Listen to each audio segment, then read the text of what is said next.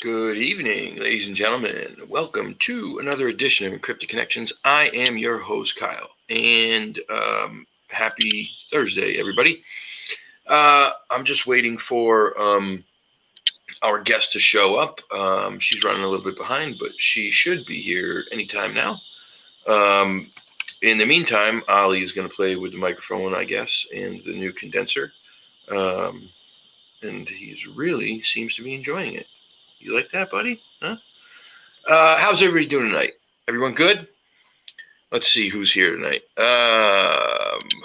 Long Island, Mikey, what's up, buddy? Thank you for linking that stuff up there for me. I appreciate that. Unexplained, how are you?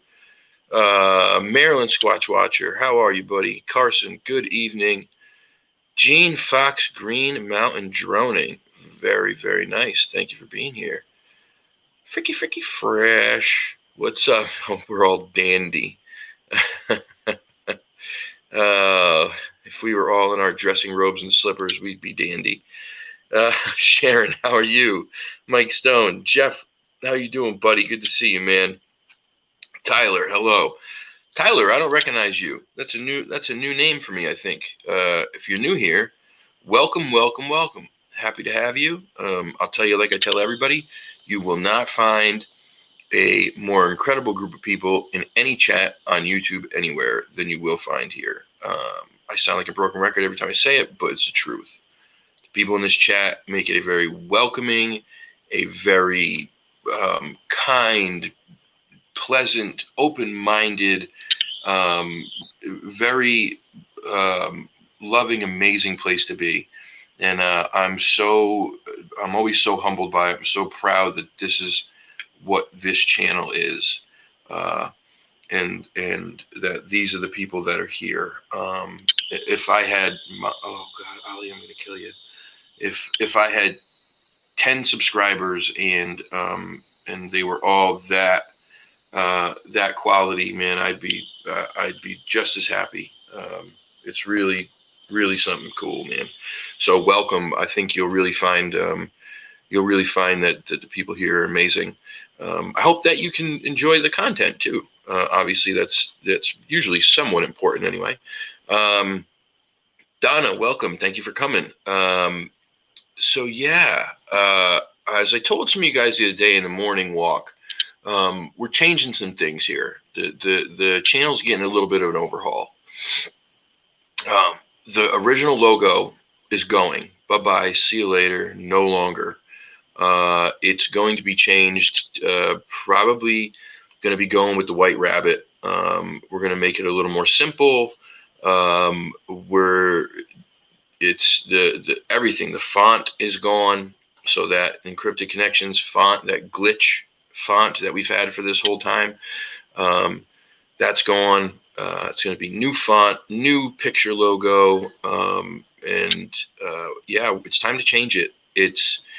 I was finding, in talking to Fresh, who, thank God for Fresh, such a good buddy and a great mind to bounce things off of. Was talking to him, and he does a lot of this kind of stuff for a living. He helps people with marketing and whatnot, and he makes his own products. And he was saying, you got to keep things simple. It's like, Nike was Nike with a check mark until it wasn't anymore. And then it was just a check mark because everybody knew the check mark meant Nike. McDonald's was McDonald's with the big M until it wasn't McDonald's anymore. It was just the big M because everyone knew that the big M meant McDonald's. So you want to keep it simple. You want to have something that everyone looks at and knows instantly, oh, that's Encrypted Connections. That's their logo. And, simple's the way to go. That way it's easy to put on merch, right? It's easy to wear on your clothes. It's all these things. Obviously, it still has to stand out somewhat. And it's got to be personal to you and to this channel. And to me, the White Rabbit obviously is a very prominent figure on this channel. It always has been. And so instead of doing the typical Bigfoot print or the Sasquatch outline, which is fine, I just didn't want to go that way. I wanted to do something totally different. And so we're going to go with the White Rabbit. We're just trying to figure out now exactly how we want it to look. I may do a poll with you guys actually to see what you think, because obviously we don't want just some regular white rabbit. It's got to be a little tweaked. We were thinking of maybe like a creepy, kind of cute, if that's the right word, like cartoon rabbit, a little raggedy looking, like it's been stitched up all over the place, missing an eye, maybe something like that, or maybe something even more simple, just a simple like silhouette or outline of a rabbit head. I was even thinking maybe a skull with rabbit ears. We got all these ideas. So we haven't narrowed it down yet. We're working on things. And I may do a poll and may put some pictures up and see what you guys think and which way you're leaning to. And it'll help out a little bit because it's very difficult to make these choices. I promise you, it's so hard. At least for me, it is. Maybe you guys are the type of people who, when you have to make a choice, you just go, oh, yeah, simple. I want that one. For me, when I'm making choices, I can't. I'm like, even picking a sandwich, I want the Reuben. Oh, no, I want the roast beef. Oh, no, I want the Italian. Like I'm all over the place. So I need a little bit of something. A dark rabbit, cute rabbit, cartoon style. Put it up for the vote. All right, we can do that right now, and then I can put some pictures up in a community post tomorrow and see what you guys like. But if you want, in the chat tonight, vote on that. Vote on the style: dark rabbit, cute rabbit, cartoon rabbit. Write it in the comments, and we'll tally it all up. Let's see. Linda, how are you? Good to see you. We all start with the base concept ideas, grow as channel does. Absolutely, Mike. You're right, buddy. You're absolutely right. Yeah, channel's growing. Things are changing. It worked while it did, and it worked until it didn't. And it didn't work anymore. It just wasn't me. It just wasn't me, and it's got to be me. It's got to be me. And the channel is so much more, I think, than just a Bigfoot print. Also,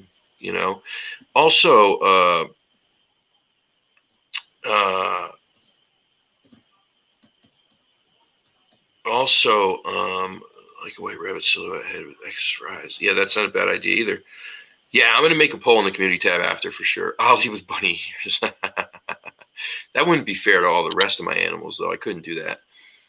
We are going to do Maverick merch. 100%. We're probably going to do Ollie merch, maybe a little bit. Maverick obviously is kind of the guy who's in front of the camera mostly. He's more of the character for the channel, Ollie comes in, gives some love, does this little sneaky thing in here and steals the spotlight for a minute, and then he's out. You rarely ever see Hope. You rarely ever see Otis. Although they, I love them just as much, but you just don't see them.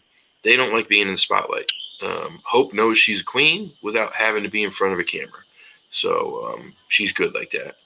And Otis he's an introvert. He's not much for being in front of the camera. So Mimi merch. Yeah, I don't know about that. Mimi doesn't even she doesn't want to be in front of the camera. She doesn't want anything to do with that stuff. So, I don't know.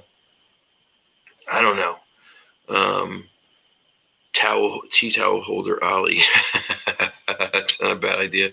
We can make you ever see those the thing that keeps your place in a book, and it has the little cat climbing over the top with his claws holding the book page open? We could do one like that for Ollie. That'd be a good one, right? And he could have bunny ears on. Maverick could wear bunny ears too. Our good friend Bernie Gannon, who's always here, and if he's not, he's always here in spirit. Bernie discussed some great ideas with me for Maverick merch. Some of these ideas obviously were related to Top Gun, the movie. So Maverick in a helmet, the fighter pilot helmet, but obviously one that either his ears stick out of or that accommodates his ears. shirts with Maverick and the certain sayings on them, like you can be my Walkman anytime, Kyle Zansky, instead of you can be my wingman anytime, Kazansky. I feel the need to pee, and stuff like that. Oh, I thought they're great ideas. The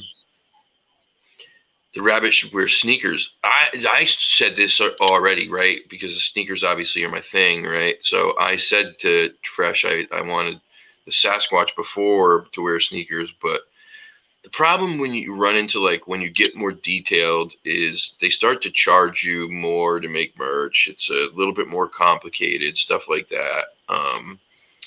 But I suppose for certain things we could do that. I wanted to. Fresh shot me down. I get Fresh as my merchandise manager at this point, I think. He shot me down. He said, no, KISS. Keep it simple, stupid. See, he's right there. That's my merchandise manager. So you talk to him if you got problems with the merch. You can put it on him.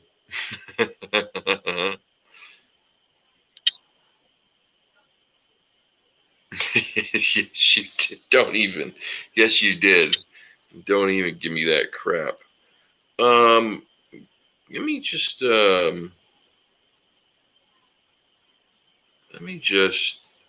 How about a black cutout of a rabbit with you, Maverick, and your cat cut out in white within the rabbit?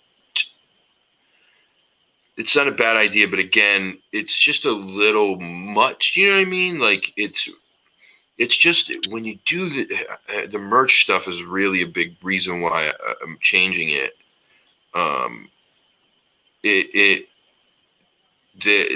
It's a pain in the ass. I never really understood how much of a pain in the ass, but how much of a pain in the ass it was. But it is. Okay, I may have mentioned something along those lines. Yeah, you did. You shot me down. Good evening, country boy. Salty, how are you, buddy? I'm sorry I missed you. Goose, Brown Dwarf, what's up, man? Kaiju, what's going on, Tristan? How are you, buddy? Thanks for stopping by. Yeah, so Tristan is going to come on next week, guys. Kaiju Ninja. Tristan's going to come on. Man, it's so weird. Shade Viking. Wait a minute. That's a new name. Welcome. If you are new here, again, I'm going to give the same spiel I give to everybody. Broken record time. If you're new here, welcome. So glad you're here. Very grateful, like super duper grateful anytime anybody decides to stop by this channel and become a part of this family. It's a family. And hardest man in the show business.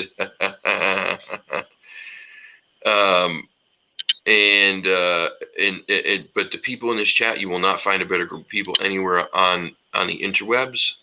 You will not find a better group of people anywhere on the YouTube, on the Instagram, on the Facebook, on any of social media. The people in this chat on this channel are a absolute blessing. They're an amazing group of people. This chat is kind. It's open-minded. It's loving. It's caring. Man, listen, really, and I'm not spitting bullshit. I'm telling you just like it is. These people are amazing. They're a big reason why I continue to do this, even on the days when I feel like I just want to lay my head on a pillow. So thank you for coming. Brown Dwarf Camo Speedos and yoga pants coming soon. I said that I wanted to do Encrypted Connections thongs. Side view soda, a rabbit in a rocking chair smoking a pipe.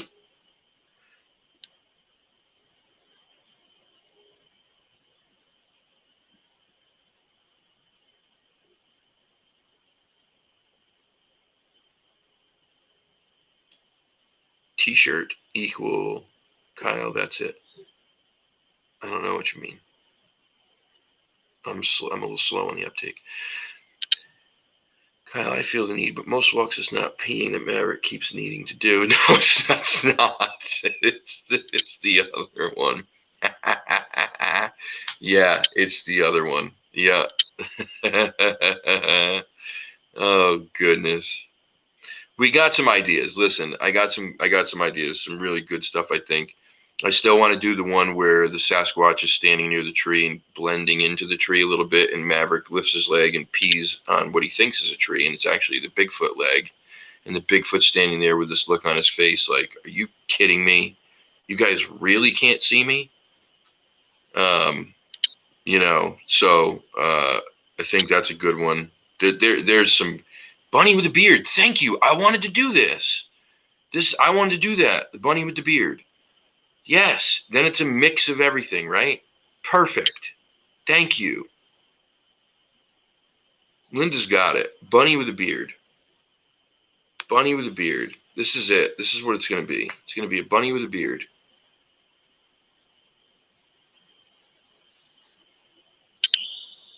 I love it. I love it. Anyway, let me hit Miss Bettina up real quick.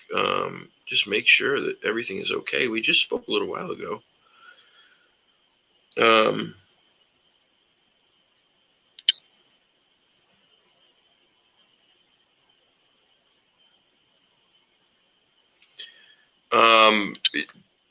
That's on the project with extra big feet. Yeah, right. Exactly.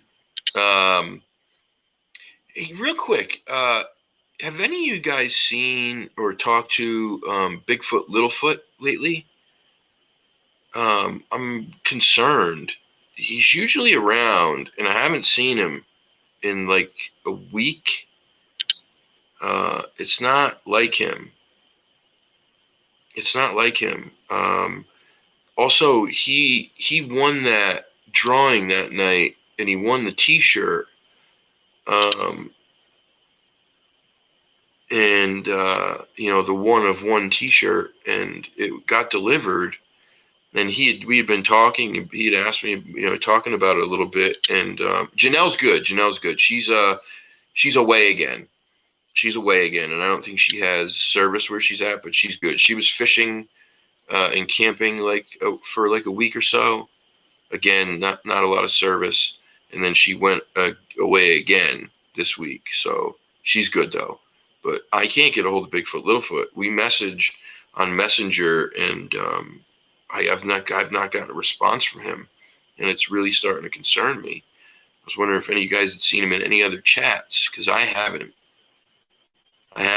And usually when I message him, even if he doesn't answer me right away, he'll get back to me within a day. And I haven't gotten any response.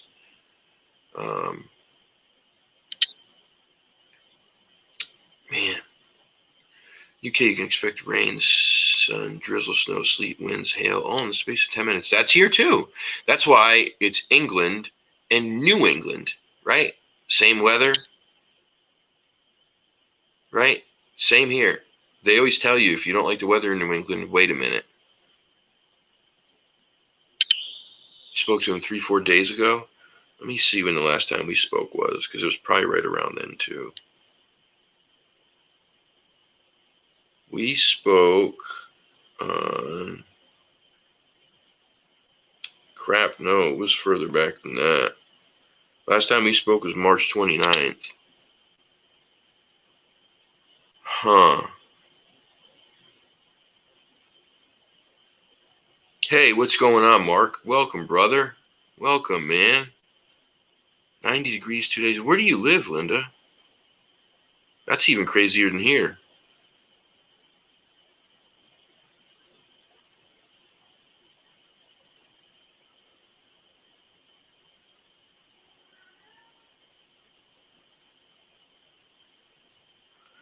The girls, okay. Are you referring to Janelle? She's fine. She's just out fishing. She just doesn't have service. I don't know where she is. I just messaged her again. She hasn't read yet. Said she was getting herself together before, and she didn't want to be late. But that was before the show. Hopefully everything's okay. Hopefully, yeah, I don't know. Crazy. Central Texas. Okay, wow, that's nuts. Last time I was in New England, it rained the entire week, and the river flooded in Cranston, Rhode Island, flooded close I-95. Sounds about right. Sounds about right. Yep. Cranston, huh? Cranston, Rhode Island. Oh, speaking of Rhode Island, I got a message. I told you guys some of this morning, but not all of you watching the morning walk. So I'll tell you guys who are here now. I got a message from somebody that I know that a friend was hunting or scouting a hunting location in Foster, Rhode Island, just a day ago, and came across some very large footprints and what looked like a knee print and the bottom half of a leg, so like the shin, in the mud and dirt. Very large footprints. The gentleman who saw the footprints, found the footprints, I guess, wears a size 12.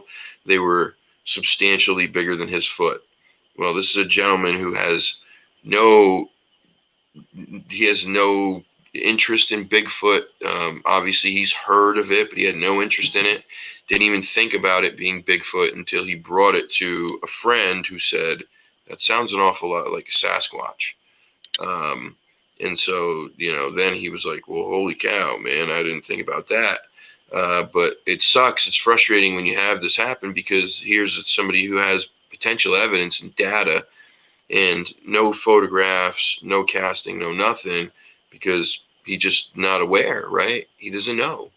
And so there's so many of these reports that escape, through the cracks. They disappear into the ether. Someone talks about it briefly somewhere to somebody, and then that's it. Poof, it's gone. It's just tough. It sucks.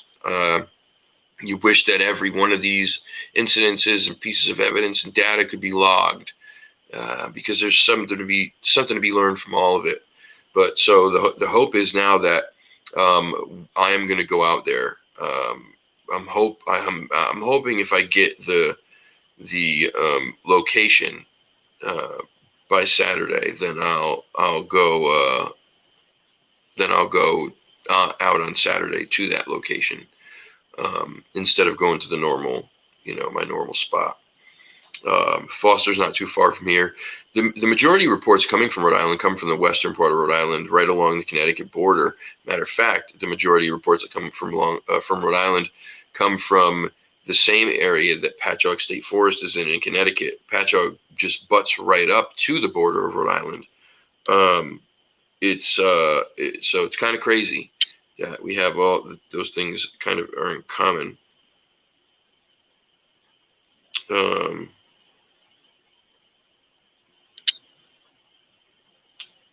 Wait a quick minute here. Unexplained. Explain yourself. Are you somebody we know? I think you are. I think you are. Hey, Janelle. I thought you were fishing.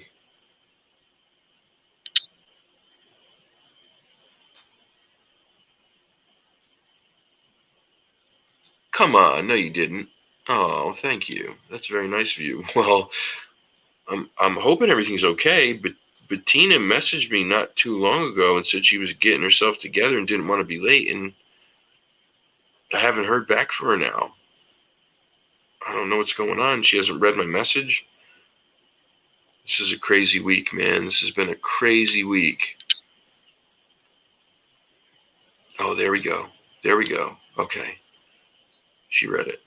All right. I was getting nervous, man. I was getting worried. All this crazy stuff. Can't find Bigfoot, Littlefoot.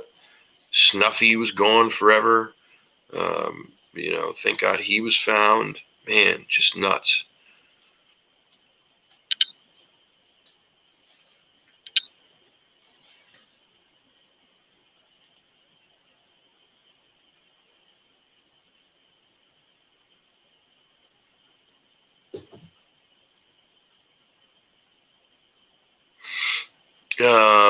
Okay, so Bettina will be here in 10 minutes. Apologies for that.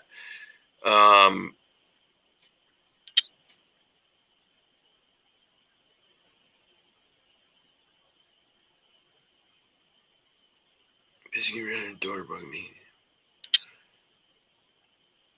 Oh, what's up, Darkwoods? How are you? What did that say about you locking up a building and then it falling? It collapsed? Locked up a very big warehouse I work in Friday, and a couple hours later, the whole building fell in. How did that happen? That's nuts. That's crazy. Thank God nobody was there. Tales told in the dark. Welcome, welcome. Unexplained. Unexplained. Are you, how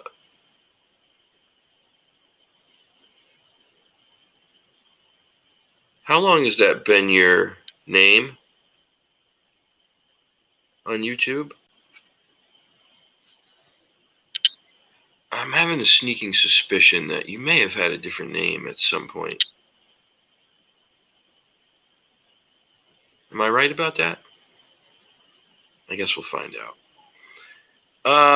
Two of our buildings fell from tons of snow and ice. Oh my God, what's snow? What is that? Salty.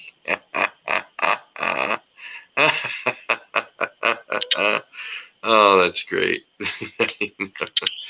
Now you know why there was a do not slam the doors. That's awesome. I shouldn't laugh though. Oh, such a tool.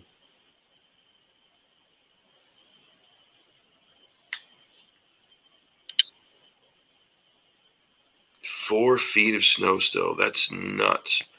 We didn't get 4 inches of snow the whole winter. Maybe four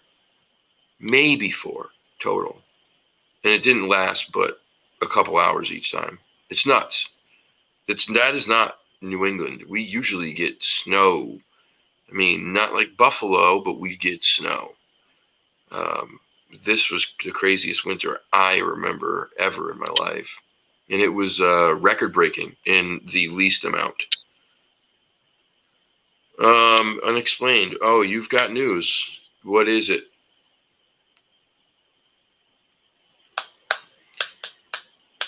What is it? I bet I can guess.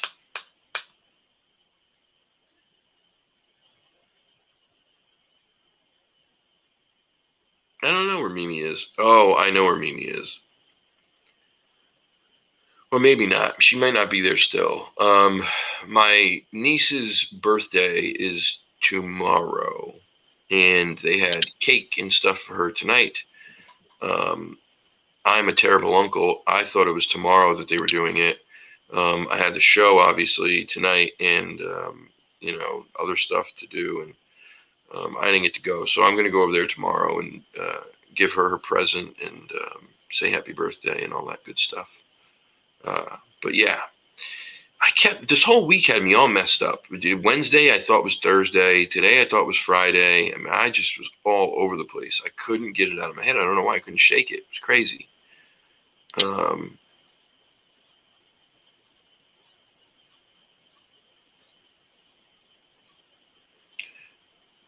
Cough up a gift.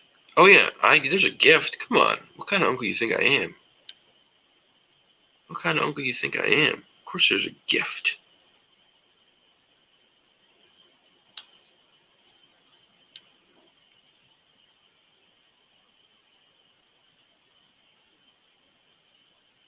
So, okay, so it's Ben, correct?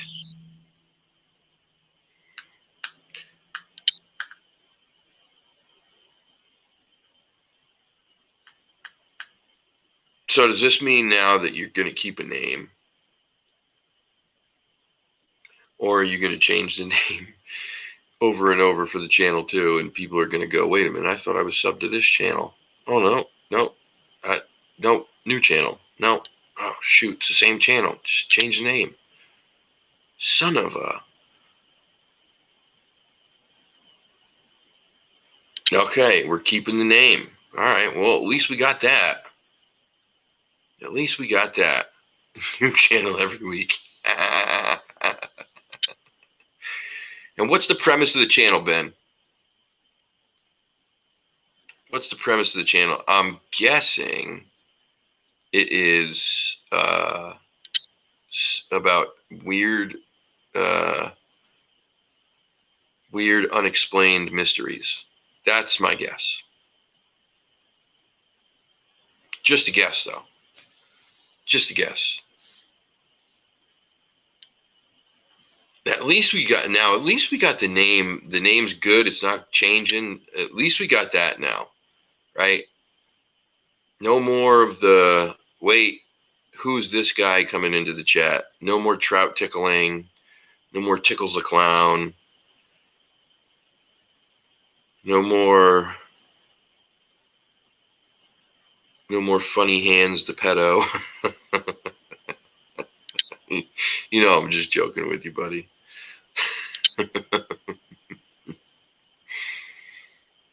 All right. You heard it here first. So go sub to the Unexplained, or just Unexplained. Apologies. Go sub to Ben's channel, Unexplained. Get behind Ben. We tease, but we only tease because we like the guy. Listen, if you listen to me and Fresh's conversations every day, you'd think we hate each other. Things we say to each other are much, much, much worse. If I tease you, it means I like you. Point blank. If I don't like you, I'm not going to waste my time.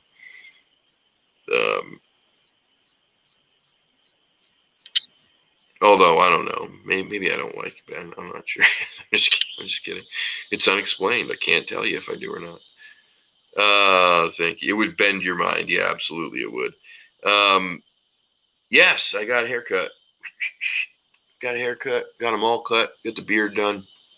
I told you, my barber's a magician, man. This guy's amazing. Dude's incredible. If I showed people yesterday what my hair looked like, it was like about 2 months without a haircut, which is really long for me. It was awful. It was terrible. So the before and after, I wanted everyone to see just how great this guy is. Not only that, the barbershop is just amazing. They give yeah, I couldn't do it. I couldn't stick with the mullet. Nobody liked it. My mom hated it. Aaron didn't like it. And I kind of just was like, it's maybe, I don't know. It wasn't me. Maybe for a little bit. Maybe I'll, I don't know. We'll see. Maybe in the future I'll do it. But I just couldn't do it. I couldn't do it right because I hate growing the top of my hair out. I just hate it. It's like, I don't know. I don't like the feeling. So in order to do the mullet right, you have to grow the top out a little bit, not this short. You have to be a little longer, and then the back's got to have a little hang time to it. And I just couldn't do it. Yeah, I know I don't have curls. I have pin straight hair. Pin straight. It's as straight as it gets. When my hair grows in, until it has enough weight to fall over, it sticks straight up in every direction, everywhere. Yeah, so no curls unless I get a perm. Yeah, who knows? Maybe in the future, midlife crisis. I always wanted them. You always want what you can't have, right? Isn't that the way it goes? Like, I always wish my hair was curly. People have curly hair. They're like, I hate my curls. I wish I had straight hair. But yeah, I had to give up on the mullet. But yeah, so Argentina has the best mullets. 1985 has the best mullets. But, we can have that argument another time. 1985, Little Rock, Arkansas, probably best mullets ever. Business owner, probably now he's all business. Yeah, well, it's easy, man. I like the military cut. I like the high and tight. I like the tactical cut. The rabbit needs a mullet. Oh, that's great. Joe Dirt, the best mullet, hands down. listen, we could do a whole show on greatest mullets ever, because there were some spectacular mullets in the wrestling world that we could really fight over. There were some amazing mullets back then. I don't know if you guys remember, but Shawn Michaels had one of the greatest mullets in the history of mullets. I mean, that mullet, the hang time in the back was halfway down his back. And then that was all party in the front, baby. All party in the front. Frosted, the whole nine. He had it. He had it. But we can do a whole show on mullets if you want. What was I saying before though? I got bounced around. So yeah, the barber shop. Danny's my barber. He owns the barber shop. These guys are such great people. They do all kinds of stuff for the community. They give back constantly. They do giveaways when school starts of anything you can possibly think of the kids need for school: notebooks, book bags, pencils, pens, markers, highlighters, calculators, all that stuff. They give it away. At the same time, they have a big party down at the park, music, games, contests. They can win other stuff, and every parent or every parent who brings a kid, or every kid who comes down there, gets a free haircut, right? And they do that multiple times throughout the year. I mean, this is why another reason why I go to this barbershop, because they're just great folks. You need that kind of stuff in the communities, man. You need that kind of stuff. New London's a tough city. Small city, it's a tough city though. Per capita in New London has more shootings and murders than any other place in Connecticut. It's small, but if it was the size of Hartford or New York, it would eclipse them in violent crime. So you need to have some good things for these kids to to look forward to, and some good role models out there, and to see Danny rolling up with his beautiful Escalade that he worked hard for and started his business, and now he's got this. When these kids see that, then they know that it's possible to do this the right way, and it's great. So kudos to them. I Got You Next Barbershop in Groton, Danny Garcia, the whole gang over there, Fatum Ray, Maxie, Cito. They're just, these guys are great. Bex, they're amazing. They're amazing. And they're some of the greatest barbers and stylists there are, at least in this area. They compete at conventions all over, and they consistently place in the top 3 or 5 all the time. I mean, they're really super talented people. So yeah. Anyway, so Ben, when are you gonna have your first show, and are you gonna interview people, or are you just gonna do kind of like commentary on stuff? What's it gonna be, man? What's it gonna be? I'm curious. Get the word out. Get people all lined up and ready to go.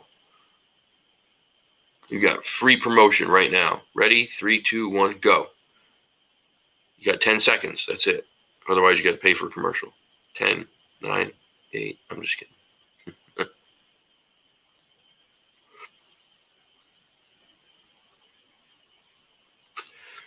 Oh, good for you. That's awesome. Good for you. Enjoy. Have fun. Have fun. Yeah, New London's hood. New London's hood. That's where I grew up, man. It's tough. It goes through its time. The 90s were really tough in New London. It was really bad. The mid to early 2000s weren't bad. The last maybe 10 years have gotten worse. The last 5 have gotten even worse, and the last 3 have been really rough. Really rough. It's this new generation of kids who are into gang stuff again. The gang thing kind of went away for a while. It wasn't like kind of a cool thing to be in gangs, and now it's bad. Salty. Perfect. There you go. It's going to be a channel with just question marks all over. Just questions, no answers.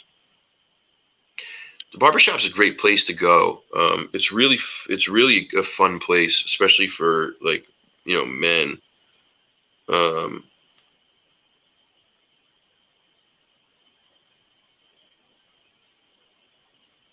uh, I'm not saying it's not for women, but like, for men, it's like, it's the only place that we go and get quote unquote pampered. Right. And so it's really fun to go there. Guy talk, there's sports on, there's music going, and it's really good. It's really good. We have some fun conversations in there. Lots of joking and ball busting. Um, oh boy.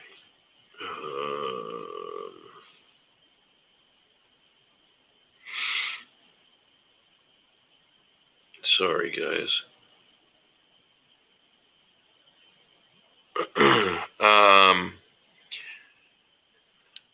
Mainly doing fun stuff with friends. Oh, that's cool. All right, right on. Good stuff. Maybe stuff in the woods soon. Maybe a couple interviews in the pipeline and having fun along the way. Right on, dude. Right on. He should have. That's what he should have called it. Wholesome Ben. Not unexplained. You can change the name still. Do it. Wholesome Ben. Wholesome Ben's fun and stuff. Wholesome Ben's fun and stuff. You got time. Change it. Change it now. Change it, damn it. No, I'm just kidding.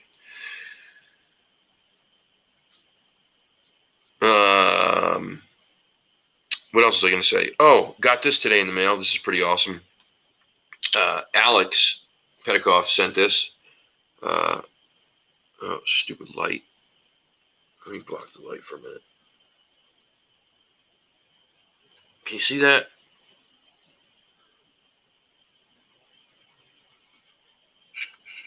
This light's really getting in the way. Okay, so there you go. Mysterious Bridgewater Triangle. It is a CD.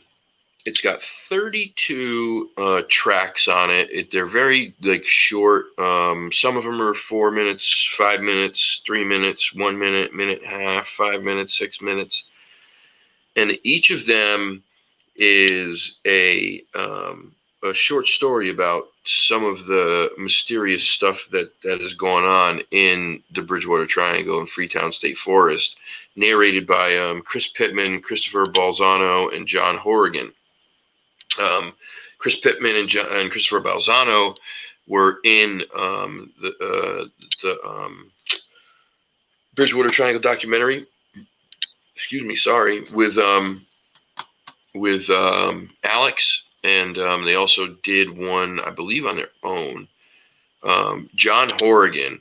If you don't know who John Horrigan is, this is the guy who I teased about earlier. We're trying to get this gentleman on the show. Alex is going to try to help this happen. John Horrigan is an Emmy-winning sportscaster from Massachusetts, and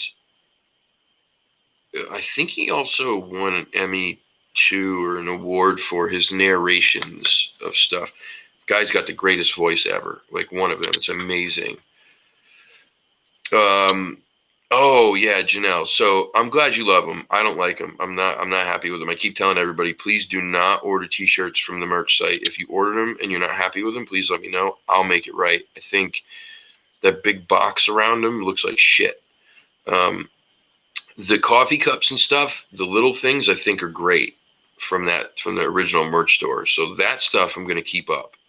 Just that stuff. I'm going to take all the shirts down, and we're going to have a separate merch store for the shirts. I'm waiting on a sample right now. So if you were thinking about buying a shirt, don't do it from the merch store. Just wait, because I think this other place is going to be much better. The prices are even better.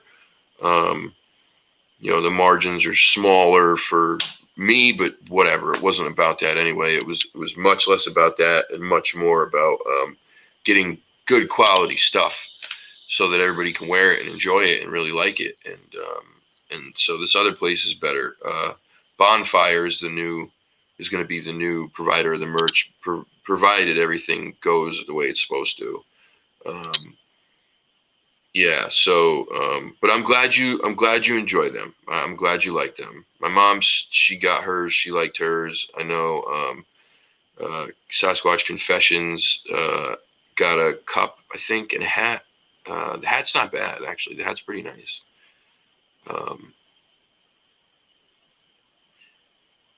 Yeah. Yeah.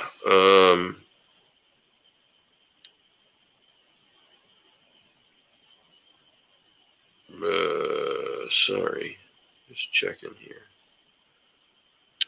I don't know what's going on. I'm not going to be able to do this for too long.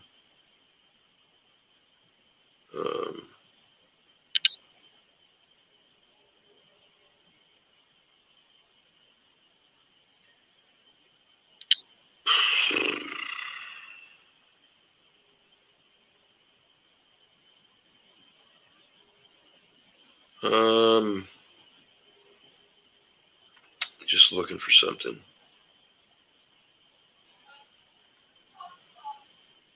Just looking for something real quick. Apologies.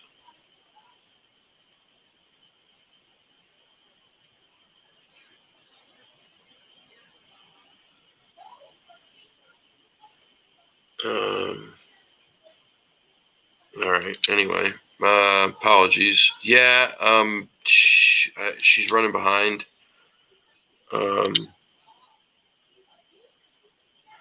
She's running behind. Apologies, guys. Sorry. Sometimes this stuff happens, and it's just out of your hands, right? You can only do what you can do. So I apologize. Next week, Tristan, Kaiju Ninja, will be on the show. Tristan has had some experiences with our forest friends. Although he'll tell you that he can't tell us that that's what it is because he never saw them. But I think we all know when it is our forest friends. And according to Alex, he's got some really, really compelling audio. Really compelling audio. Chris Spencer says, this is the real deal. If Chris Spencer says it's the real deal, then it's the real deal. So he'll be on next week. Also, I Talk Cryptids is going to be on maybe next week, or I'm not sure. I have to talk to him still and figure it all out, iron it down, time, all that stuff, But that young boy, we need to get him on the show. John Horrigan is the guy who I was just talking about on this. John Horrigan is like a vault of this guy knows so many different reports, encounters from especially the New England area where I'm at that other people have never heard. He's like one of these guys who people would give him reports and reports. He's not a researcher. That's not what he is. He's not a folklorist. I forget the term he uses for himself, but basically he just likes to get the info and stack it away inside that steel trap of a brain of his, and remember it all and organize it all and then try to figure out if there's some kind of patterns and all that. But this guy has so many different encounter stories, so many different experience stories. Alex kept telling me, you got to get him on, man. You got to get him on. I'll help you do it. He's amazing. He's amazing. And, if Alex says it, I take that with high regard. Yeah, it's going to be pretty cool if he comes on. A couple other people we're working on getting on the show too. It's tough. It's one of those things, man. It's so tough trying to remember people and get a hold of people. And Meldrum was supposed to come on. He blew me off. If I'm being completely honest, I don't really have a problem saying it now. But we talked twice before. He agreed to come on the show after the new year, and then didn't answer me again. I did speak with Robert from Swan Lake twice. He he said that he wanted to come on. He had a lot of stuff going on. Spoke to him again, same thing. He said he had a lot of stuff going on. He was having babies born, like piglet babies or something like that, that he had to tend to. And so he was trying to figure that out. That was going to kind of take up a lot of the winter for him. But I really want him on the show. Robert from Swan Lake Bigfoot. If you guys got time, email the gentleman, message him, please. Tell him you want to see him on the show. Because I really, really, really would like to talk to that gentleman. I would love to. I got a lot of respect for him. National treasure. I agree. Also, if you guys have not watched, hold on, I'm going to make sure I get the name right, because I watched him for a few years, but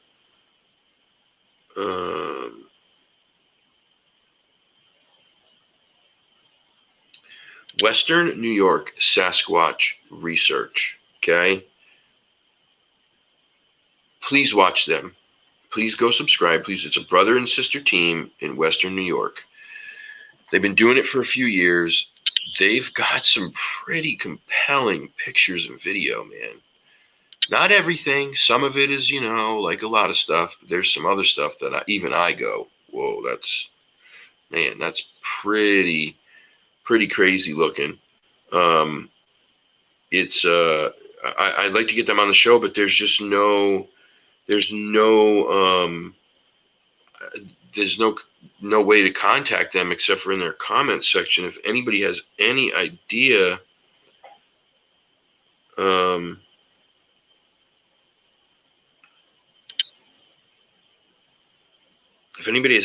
to get in touch with them, please let me know, because I really would love to have them on the show.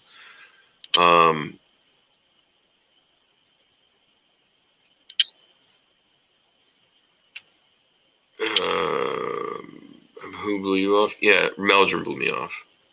Meldrum. Yep. Blew me off. Yeah, what are you going to do, man? What are you going to do? Listen, here's the deal. I'm not going to chase you down. We spoke. I gave you your flowers when we spoke. I was humble. I was kind. I know he's busy. I know he's got a lot going on. And, but man, I don't know, I even told him, I was like, listen, if you can't give me an hour, give me 30 minutes. Give me 30 minutes. I'll squeeze in every question I can in 30 minutes, and I'll get you out of there. So, it is what it is. Maybe we'll reconnect. I'm not sure, but maybe we will. Yeah. I'd like to have Jeff Belanger on the show. If you don't know who Jeff is, look him up. He's pretty much a paranormal historian. I kind of think that's what he, for the New England area, he knows everything there is to know about the Bridgewater Triangle and all the stuff surrounding it. He's done a bunch of documentaries. And I spoke with, you have to know the Warrens, Ed and Lorraine Warren. They are from Connecticut. They live in Connecticut. It's where their museum is. I spoke with their son-in-law. Okay. I kept this one quiet. I spoke with their son-in-law just about a week or two ago. I had emailed and then was waiting for a response. Got a response. Excuse me. Then finally spoke with him. Very nice guy. What I'm trying to do is I'm trying to go to him, to their home, to the museum, and do an in-person interview with him at the museum. He's up for it. He said yes. He's got conventions and stuff coming up, but when that all dies down, it looks like this one's going to happen, which will be amazing. Okay. I can't promise you, because I don't know if I will even go near that fucking doll. I don't know about that, that Annabelle doll may not be on the video because I'm not sure how I feel about it. After talking to him, made me even more nervous about it. They have 2 boxes for that doll that they keep it in, wooden boxes. Both of those boxes have crosses on each side, on all 3 sides, because the front is a glass door. Crosses engraved, evening existers. And then there's a prayer.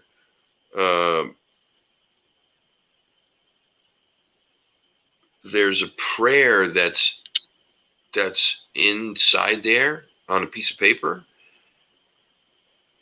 They also use holy water in the stain to stain the box so that it literally seeps in to the fibers of the wood and seals the evil inside this box.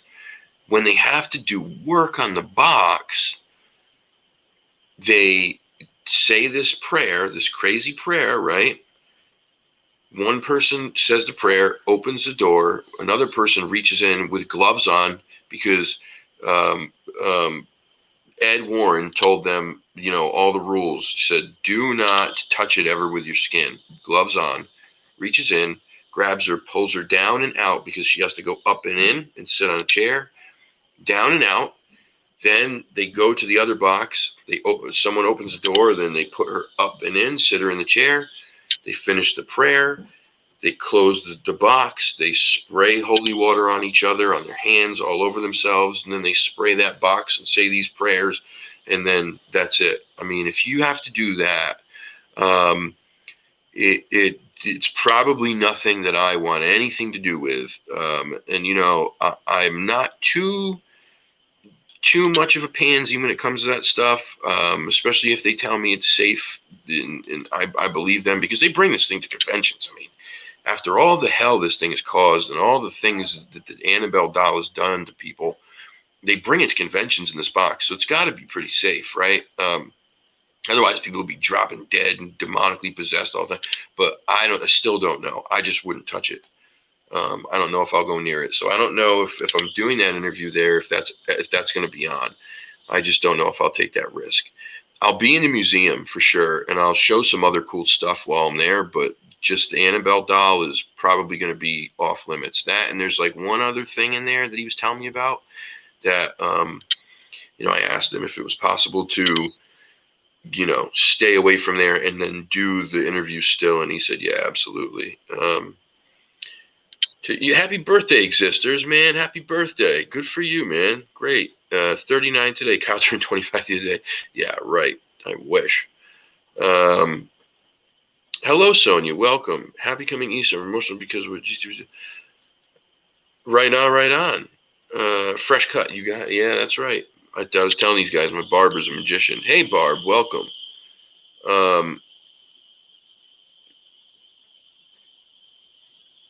Yeah, man, it's a crazy thing.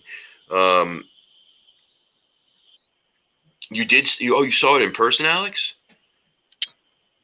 How close did you get? Because I spoke with their son-in-law. I had emailed him a while ago, and I was waiting for a response. And then he responded. We emailed a couple times, and then he basically was like, "Hey, listen, easier if we talk." So we spoke on the phone, and I wanted to do an in-person interview, and he said he was definitely up for it because he's in Connecticut. I know the Warren stuff very well. The paranormal stuff is what I kind of was into before any of this. And so, yeah, he's cool with it. He's got conventions and stuff coming up, some outstanding stuff that he's got to do. But then he's cool with, me going up there and doing an in-person interview. Paracon October 20th. What time? Yeah, right. So that's what I was talking about. The boxes. He's got 2 boxes for it, and when they have to do work on one, they have to very carefully, like, they spray this thing down with holy water. They douse themselves with holy water. They say a prayer. They put gloves on when they move it. Man, it's just crazy whole ritual. But so I told these guys if I go there, I don't think I'll go near the doll. But anyway, our guest is here. So let me bring her on now so we can start talking about the Dogman and I can stop rambling about this bullshit. Excuse my language. All right. Ready? And here we go. Yeah, send me a pic, please, buddy. Send me a pic. Thank you. Ladies and gentlemen, Miss Bettina Moss. How you doing? Can you hear me? Hey, Kyle, how you doing? Yes, I can hear you I'm great. Can good. you How hear are me you? okay? I can hear you great. I'm doing all right. I'm excited to be on the show with you tonight. I'm excited because you and I were the last two guests that Kerry Arnold had on his show before he passed. And Yeah. God Yeah. rest his soul. I got to give a shout out to him. He was a great guy. Like, I only talked to him a few times. I was only on a couple of his shows, and we were set for a third show right before he passed. So God rest his soul. You're And you're freezing a little. You're freezing a little bit. You keep freezing up on us a little bit. Hold on one sec. how about now? That yeah, it seems good now. Seems good now. Let me You, see. Hey, all right. I'm looking, trying to check my connections. All right, it looks like I got 5 bars, so it's good right now. okay, good. But All yeah, right. like I just wanted to, give a shout out to Kerry Arnold. I mean, he was a great guy. He was real laid back, real humble, and he just seemed like a good person. I could tell, like, if he had lived longer, I mean, we would have been good friends. I really liked him a lot. He was a good person. He was humble, and he was open to listen to different people share their encounters and their sightings and stuff on his show. So I had a great appreciation for him. I think when I talked to Daniela, she had originally said he was all straight up flesh and blood originally, but then he started to kind of somewhat come to questioning some of the paranormal aspects of it. I think a lot of people who are involved with the Bigfoot activity or Dogman, also the ones who originally start out as flesh and blood, once some of them have their own sightings and experiences with these cryptids, and they see things that they can't explain, that there's no rational explanation for, that they come somewhat to a point where they're like, okay, well, there might be something else to this that we just don't understand, because that's what it is. Yeah, agreed. Yeah, Kerry. Yeah, first let me address that. Kerry was a very special human being, man. He just he oozed humility and love. It didn't matter if he knew you for 5 minutes or 5 years. He treated everybody the same. He made you feel welcome. He made you feel like you were part of his family, like you were best friends for years. Um, you could go to Kerry for anything, and he would gladly give you, the time that you needed. And if he had the answers for you, he'd give you the answers.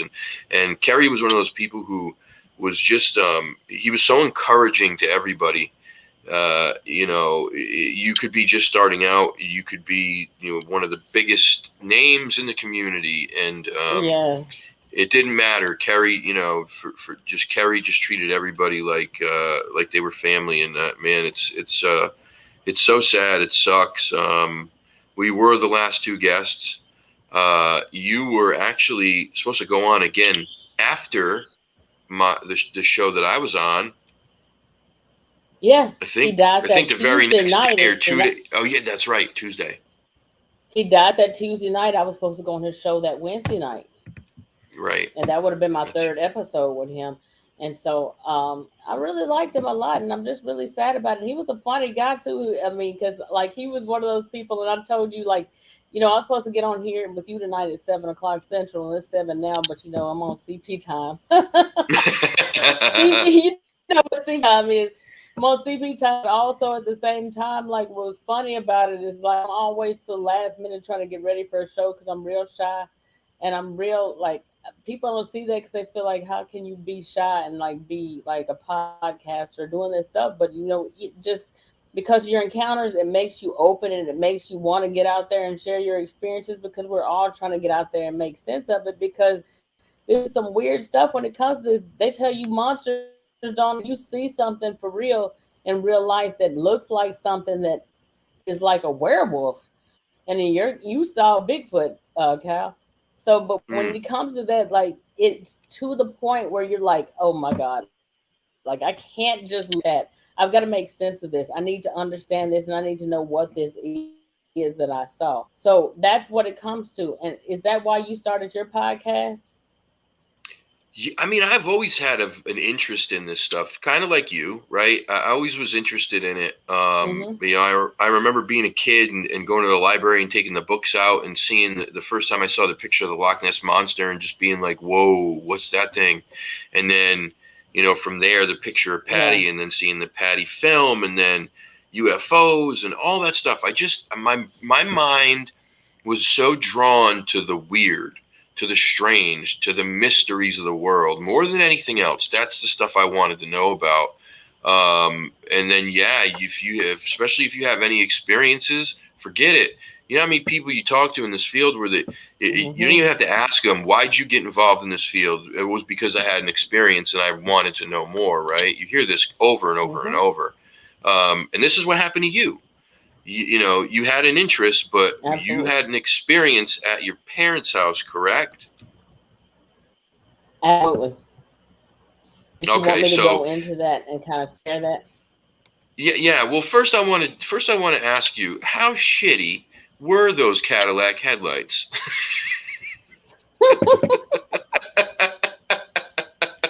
Cal, and I love this. See, they like about you, Cal, because you straight up like this is like straight no chaser. Bullshit. Straight bullshit. Garbage. Matter of fact, the headlights are so garbage. You got to put the high beams on the highway at night just to have decent headlights. Garbage. And if you want decent Oh, headlights, you got to order some decent headlights from Cadillac. Cadillac is so garbage, Cal, to the point where when it comes to like most of y'all who don't have a Cadillac and got a regular car, when it's time to change the headlights, you can just take the headlight thing. What do you call it? The frame. You can just take that off and just replace the bulb. With Cadillac, you got to take off the whole front grill to and you got to buy some decent headlights. Probably about $100 or more or whatever to get decent headlights. So garbage, oh my garbage. goodness. If you people, I get I'm people telling think you you, hear Cadillac and you just assume, well, Cadillac got to have nice everything, right? But apparently, Cadillac um, headlights are trash. y'all Google it. And matter of fact, the mechanics and stuff like that. When you go to mechanic shops, they be like, "Oh yeah, you're gonna get all kind of stuff with Cadillac because like the with Cadillac, the sunroof leaks. Not only that, like when it leaks, the sunroof leaks. And any of y'all who have every vehicle I've ever had that had a sunroof, I will never buy another vehicle with a sunroof again. Sunroof leaks, and I don't know if it's like debris gets in there and you don't have to clean it out on a regular what, but it leaks to the point where when it's pouring down rain, it's actually raining in the car. And I had Oh actually my goodness. rainwater that actually Cadillac has a deep dish. I'm gonna say deep dish. It has a deep dish trunk. I mean, you can swim in the trunk. It's that deep. Yeah. But at one point, when it would rain and when the sunroof was backed up or whatever, then at one point in time, the trunk of my car actually had filled up with water all the way to the top. I'm never buy Oh another car. my I ain't gonna say I goodness. wouldn't buy another. I would never buy another car with a sunroof again. Don't That's get a car with a crazy. sunroof unless y'all are people who are actually servicing your car regular, like you. See that Existence Revitalization said North Star V8, the worst motor Cadillac used. Yep, my car sounds like a motorcycle right now. I'm getting ready to get rid of it immediately. Oh Garbage. no. Don't buy no Cadillac unless y'all gonna keep the Cadillac up. And that was my original plan, but I'm telling y'all right now, the headlights are garbage. Don't. Mm-mm. Okay, It's well, not, but you won't. I had to ask because I laughed so hard when I had watched your episode originally on Carrie's show, which was like, I don't know, like maybe like 9 months ago or something like that. And I remember hearing you say it, and I just, the way you said it, I was laughing so hard, and I was like, I got to ask her about this when she comes on the show. Um, so Yeah. now tell us about what happened and why those trashy headlights are such an important part of this story.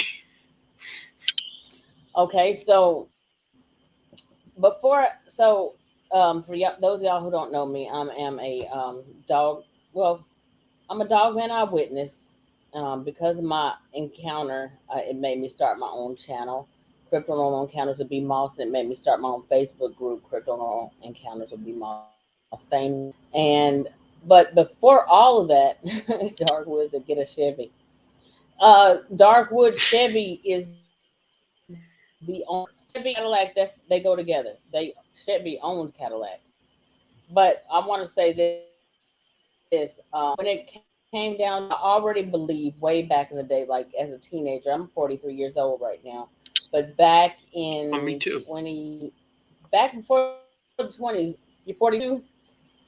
43. So back, oh, we're the same age. So Yes, back in the ma'am. day, like in the 90s, or actually before the 90s, I guess back to the 80s, like when National Enquirer was out back in the day, they used to make fun of alien abductions, alien cases, or whatever, sightings, UFOs, Bigfoot, all that kind of weird stuff, the Loch Ness Monster. They had that before the internet was popular. So you had those magazines and stuff like that.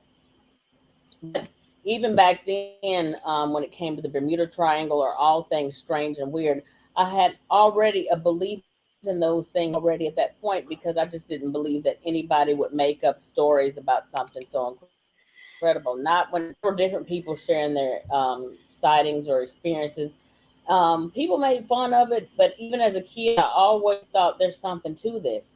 I've always had an interest in things that were paranormal or strange or anything like that that couldn't be explained. I still kept an open mind to it. Um, Way back before I ever had a Dogman sighting, back in 1994, I was about, I'm gonna say 4 years old. First time I saw a UFO, and I'm not gonna go in too deep into it. I'm just gonna say this because I'm here tonight to talk about my Dogman, my first encounter and multiple sightings after that.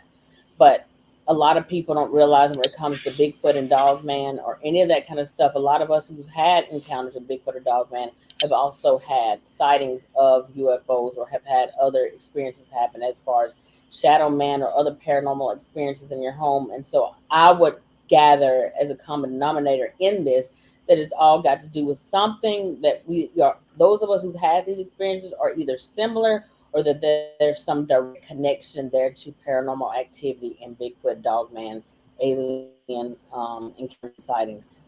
On the first, and I wanted to say this real quick, and I'm gonna briefly go over it real quick. But the first Sure. encounter, as far as in a UFO was concerned, 1994, and I loved watching Unsolved Mysteries back then. I actually was watching sightings or unsolved mysteries at the time when my sister came in the house. I'm 14 years old. She come and said, "Hey, come outside. You got to see this." I'm like, "I'm watching TV right now. I'm not coming out. Oh, you got to see this. Come right now." We're 3 years apart, so she's like 11. Come outside. You got to see this. I get outside, and if you remember the old ranch style houses back in the 70s and 80s, they were like just rectangular shaped houses or whatever, like, just elongated.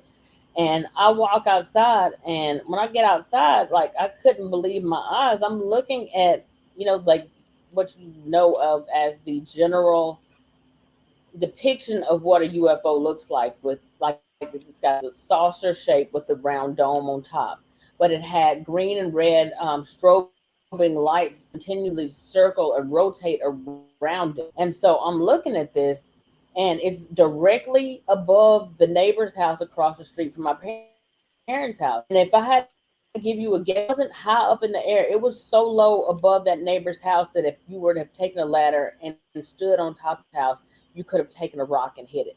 It was that low to the ground. There was not only my sighting, my sister, my parents, other neighbors who lived on that end of the neighborhood, they also seen it. Stayed there on above that house, hovered, no sound was coming from it. It stayed there for probably about, if I had to guess, I'm gonna say about 10 minutes, 10, I'm gonna say about 10, 15 minutes.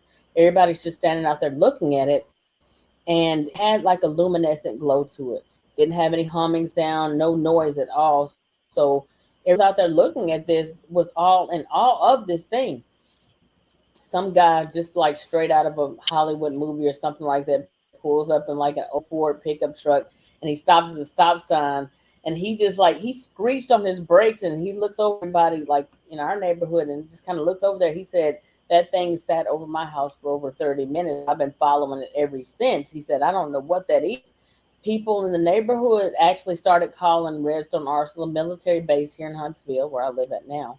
They started calling Redstone Arsenal military base. They started calling the news stations to ask them if they had a weather balloon out, and the answer to both questions was no. There was no sound to it all. After about 10 or 15 minutes of us standing out there all looking at this thing and pondering what it could be, looking at it, everybody was in awe. After about 10 or 15 minutes, and I'm telling you, this thing literally is like directly above that neighbor's house to the point where you can actually throw a rock and hit it if you stood on top of the house. After about 10 or 15 minutes, it actually shot off, like from being right there above that neighbor's house, shot off like a rocket, like record speed, and shot up into the sky like a light and then winked out. No explanation for it.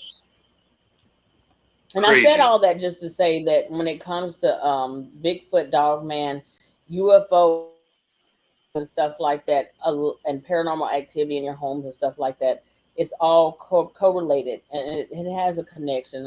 Some Dogman and Bigfoot sightings and encounters have been at the same time when there was a UFO around, or when there's been orbs and lights in the sky. So I just wanted to throw that out there. It's really weird. It's Um, strange. I agree with you though. I think it's all connected somehow. There's certain things that each of these topics share in common when you hear people talk about it. And one of those things that you hear over and over again is in places where there's activity with Bigfoot or Sasquatch, in places where there's paranormal activity and where there's UFO activity, they always have some kind of electromagnetic field interruptions or battery drainage or spikes. I mean, that's one thing, but there's so many things that cross over. There's been people saying that they've seen Sasquatch coming out of UFOs or Dogman coming out of UFOs. These things appearing out of portals, and I mean, it's just crazy. It's just crazy. mhm. Well, I agree with you 100%. I wanted to take one question before I get into my encounter in Dark. Question for B Moss: did you this during or after the UFO sighting? Um, that was in '94. I was 14 at that time, and at that point, even though I knew or I thought or I believed that things like Bigfoot existed, I didn't know about Dogman back at that time. And I've never personally witnessed a Bigfoot. I've never had a Bigfoot sighting per se. So no, I did not have a cryptid sighting after that UFO sighting. I did years later. That was '94. I was 14. My first Dogman encounter was 2013. So when I had my first Dogman encounter in 2013, I already knew about Dogman and Bigfoot for several years. Well, not for several years. I knew about Bigfoot for several years. I knew about Dogman. I think one day when I was watching several Bigfoot videos, and then all of a sudden, Dogman stuff started coming up, and I actually bust out laughing about that at the time when I saw it, and I was like, "This is ridiculous." I mean, they're just making up, they're reaching, they're just making up stuff right now, and I thought it was ridiculous. And I clicked on it, and the more I got to listen to more and more encounters when it came to Vic Condiff or Kyle, do you remember Brenton Sawin? Yeah, of course. Cal, it was Brenton Sawin at that time. Vic Condiff, Dogman Encounters Radio. After that, watching those Bigfoot videos or whatever, I came across Dogman stuff. I started listening to one encounter after another of Dogman Encounters Radio with Vic Condiff. And so the more episodes I listened to, I believed it, and I believed the people because credible witnesses. You had people on there who were judges, park rangers, police officers, people who had something to lose by sharing their encounters and sightings, and they were credible people who I felt like, yeah, like these people aren't lying. I'm not that person that's going to discount anybody's encounter or sighting, because I just don't do that. Because why would there's people out there who will lie, who will hoax and make up stuff, but you can tell pretty much the ones who are out there for clout and for the ones who are out there to actually tell their encounter. You can just feel it. I'm an empath. Sure. When I heard Yeah. this, several encounters of it, I never thought I enjoyed it, and I listened to it, and originally it was for entertainment purposes when I first started hearing all those encounters, and it was creepy, it was weird. It was like, when you hear about Dogman, that's something that looks like a werewolf. So when you hear something like that, it's intriguing. When those of you who watch horror movies, is that there's something to that horror effect of wanting to be afraid somewhat, but at the same time hoping that you never see anything like that, but never expecting it.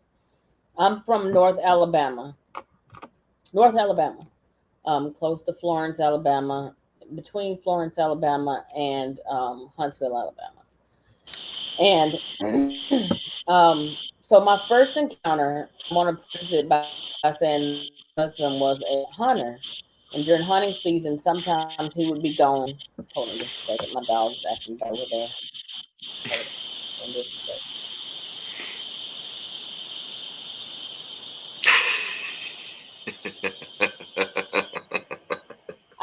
I'm sorry, y'all. I got this new puppy. I should have put it in the crate before I got started on here.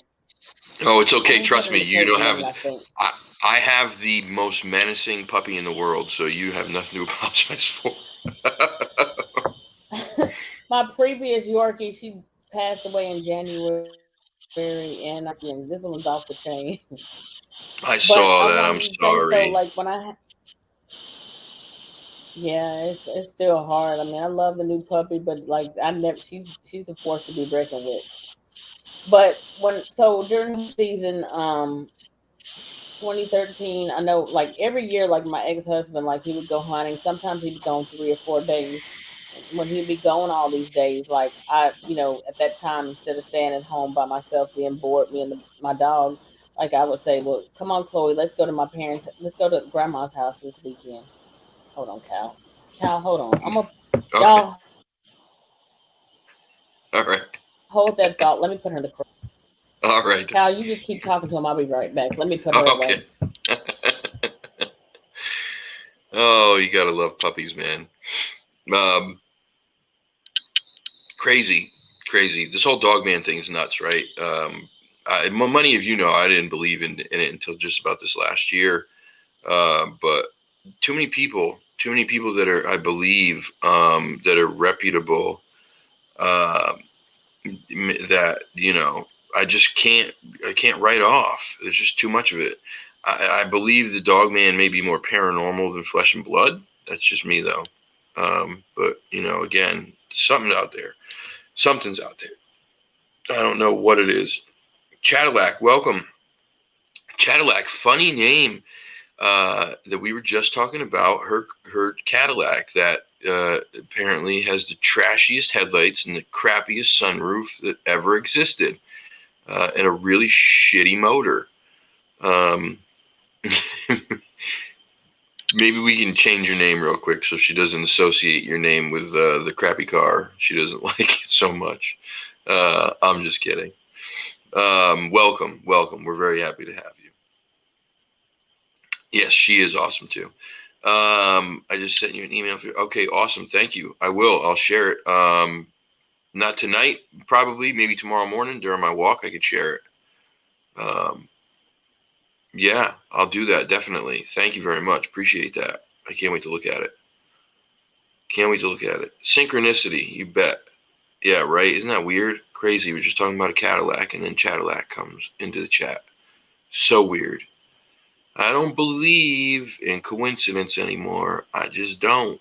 I don't believe in coincidence.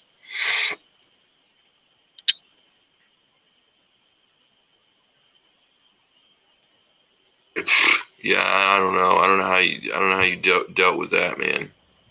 I don't know how you dealt with that, Dark Okay, Woods. sorry about that. That's okay. Don't worry about it. She is off the chain. I've never, like I said, I'm sorry, y'all. I'm apologizing to y'all right now for diverting off. Like, but this puppy, she's 2 months old and she's off the chain. But so what I wanted to say is that during hunting season, like my ex husband, we'd gone for 3 or 4 days a lot of the time, and when he'd be gone for 3 or 4 days, like instead of just sitting at home being bored on the weekends, I would go and spend my parents weekend and visit with them. We had a fenced in backyard. I have a fenced in backyard at home, so being at their house gave me the opportunity to let my puppy, like my dog at that time, actually run around and play in the yard and like just have a good time, like off. I would go over there and visit. So this particular weekend during my first Dogman sighting, it wasn't like it was the same as any other weekend. Like just going over there, and they had an inclined driveway, like the area where they were parked. Their house was situated on the side of the house where their driveway was, and it was inclined. They had 3 vehicles, so anytime I came over there, there was no place for me to park under their lattice carport or on the extended carport that was on the outside of that. So I had to park on the sidewalk on the street down below that. And on this particular weekend, I actually pulled up and parked on the sidewalk under this oak tree in their yard, like I always would, right next. And there's a wood line that directly borders their backyard, and there's a trail that leads into the woods that goes further back. So I already knew of that because as a child, me and some of the other neighborhood kids would like play back there. Kids, so I already knew what was back there in the woods, but I didn't think about Bigfoot or Dogman like as an adult, like growing up or thinking about it. I remembered back during the day, like like I said before, the whole thing as far as National Enquirer and stuff like that, just sightings and unsolved mysteries was concerned. But we didn't have the internet like we do now. So during during this encounter, I pulled up next to the curb that night like I always would any other time. It's about 8 o'clock at night. I can't tell you the exact date, but I know it was November 2013, and I know it was the week before Thanksgiving because I remember thinking, I can't wait for all the good food Mama's gonna be cooking next week. I know that it was the week before Thanksgiving. I just don't know the exact date, and I can't remember if it was a Friday or Saturday night. But I pulled up next to that curve, and again, another thing I wanted to say, I'm driving my 2008 CTS. I pull up next to the curve. Sometimes, for whatever reason, the automatic locks on the car wouldn't work because there was times I would pull up at home with my ex-husband, and he would walk out to the car to bring my dog out to me. And every now and then, when he would come out to bring her out to me, he would just come right up and like open the car door, and I would think to myself that is supposed to lock because like when you drive off in your car or you stop or park or drive off, like it automatically locks. And so when he would do that, even though at that point, those points in time before I ever had a dogman sighting, I always used to think, well, what if a dogman or Bigfoot or anything like that comes up and we're trying to open the door? Or what if you pull up to a stoplight and any random homeless person or any other vagrant or whatever just comes up and just pulls the door open? So that was always in the back of my head. On this night, I pull up to the curb, and when I pull up, like I said, the woods border their backyard. The trail, at least, into the woods borders their backyard. And so I turned my headlights off right away that night. I had the headlights on, and because I knew about Dogman and Bigfoot, and because that area of the neighborhood they lived in a cul-de-sac on that end of the neighborhood, and I remember like street lights back in the day used to be like on big wooden telephone poles. You remember that, Kyle? Yeah, I do. It wasn't like it is now. It was on big wooden telephone poles, and sometimes in certain areas, depending on where you lived at, sometimes there was no street lights down there at all. If people didn't have their floodlights on at night, if you lived in the country or something like that, it was just super dark. But on this particular night, it was dark back there like always. Nobody had their floodlights on, but I still had my headlights on, and they were garbage. But I could still see that there was something straight ahead standing on that pathway that leads into the woods. But I didn't see that right away because I usually, when I pull up and I park, I usually would cut off the car. I would cut it off and then put it in park. And then normally, because I never had anything to happen before, never thought, okay, I'm going to have a Bigfoot sighting, I would get out. If I'm packing for 2 or 3 days, I'm packing for 5 days. Like I'm extra, and that's just how I am. But normally I would get out and I would go to the back of the car and I would get my suitcase out or whatever. And everything else, whatever I had, like it would take a long time to get stuff out of the car. But that night, I don't know if it was divine intervention or what, or like the forces that be were protecting me. I didn't get out right away. Everything that I had that was in the front seat, for whatever reason, I started to gather stuff off the floorboard in the passenger seat before I got out of the car. I started gathering everything that I needed so that when I got out of the car, since it was already 8 o'clock at night, all I would have to do was just go to the back passenger side, get my suitcase, and roll it up the hill and go inside the house. But on this night, I didn't do that. I actually gathered everything from inside so that I wouldn't have to be out there that long. So I'm gonna say that something happened there. Maybe God protected me or whatever. But after I gathered everything I needed off the passenger side floor and off the passenger seat, I looked up and looked straight ahead. The headlights are still flaring straight ahead towards the woods. I looked straight ahead, and the first thought that came to my mind was like, "Oh my God, I know that's not what I think it is." Because your first thought is like, "My mind is playing tricks on me." So at this point, I'm like, I know that's not what I think it is. So I put the high beams on, and when I put my high beams on, my worst fears were confirmed at that moment. Like, oh shit, you're Mm, looking at a dog man right now in real time, in real life. This is really happening. Shit just got real. I'm like, there's nobody else. None of the other neighbors are outside on their porch. Nobody else is outside. My parents are in the house. My nephew's over there. I mean, it's like, but at the same time, it's just me and Dogman right now. Like, I can't say a standoff, but it has his back turned towards me because I'll tell you in a few minutes. I'll tell all y'all in a few minutes what I think was getting ready, why I saw that and how everything was going down. But in that moment, when I saw it, I had the regular headlights on. I didn't have the high beams on, but I put the high beams on to make sure that I wasn't tripping, that I wasn't hallucinating or anything like that. When I put the high beams on, I'm looking at a dog man that stands about 8.5, 9 feet tall, jet black, blacker than black. There's no the headlights, the street lights that were down on that end of the neighborhood were not like the street lights we have today. It wasn't like floodlights. It was like a street light that was at the top of a tall wooden telephone pole. Um, so I could barely see very much of it. I don't remember if it was shining that night, but I'm looking at a jet black dog man, 8.5, 9 feet tall. His back is turned towards me. At this point, I put the high beams on. When I put the high beams on, and it was standing still before I put the high beams on it. Put the high beams on it. This dog man actually turned around to face me.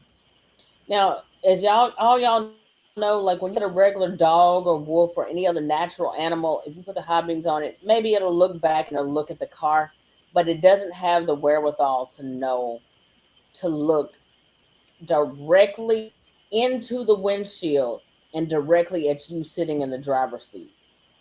That's different. Like a dog or a wolf or any other animal, they're going to look at the car, but they're not mm, going to look direct into your car in the driver's seat and make direct eye contact with you and keep that eye contact for anywhere between 8 to 10 seconds.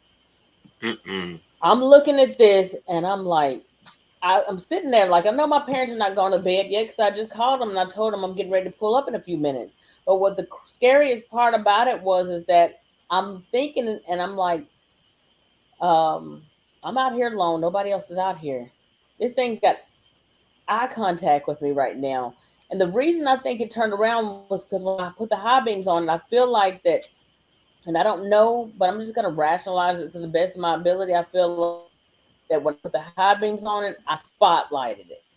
And with them having a rational mind outside of a regular animal's rationalization, I feel like at that moment when I put the high beams on it, it's almost like, okay, you spotlighted me. I have no reason, Mm, no choice but to turn around right now and see who just spotlighted me, because it was yeah. trying to remain completely still with its back to me, thinking that in a few minutes they're going to cut that headlight off and then they'll never see me. I'm dark. I'm blending into the darkness, so they'll never see me.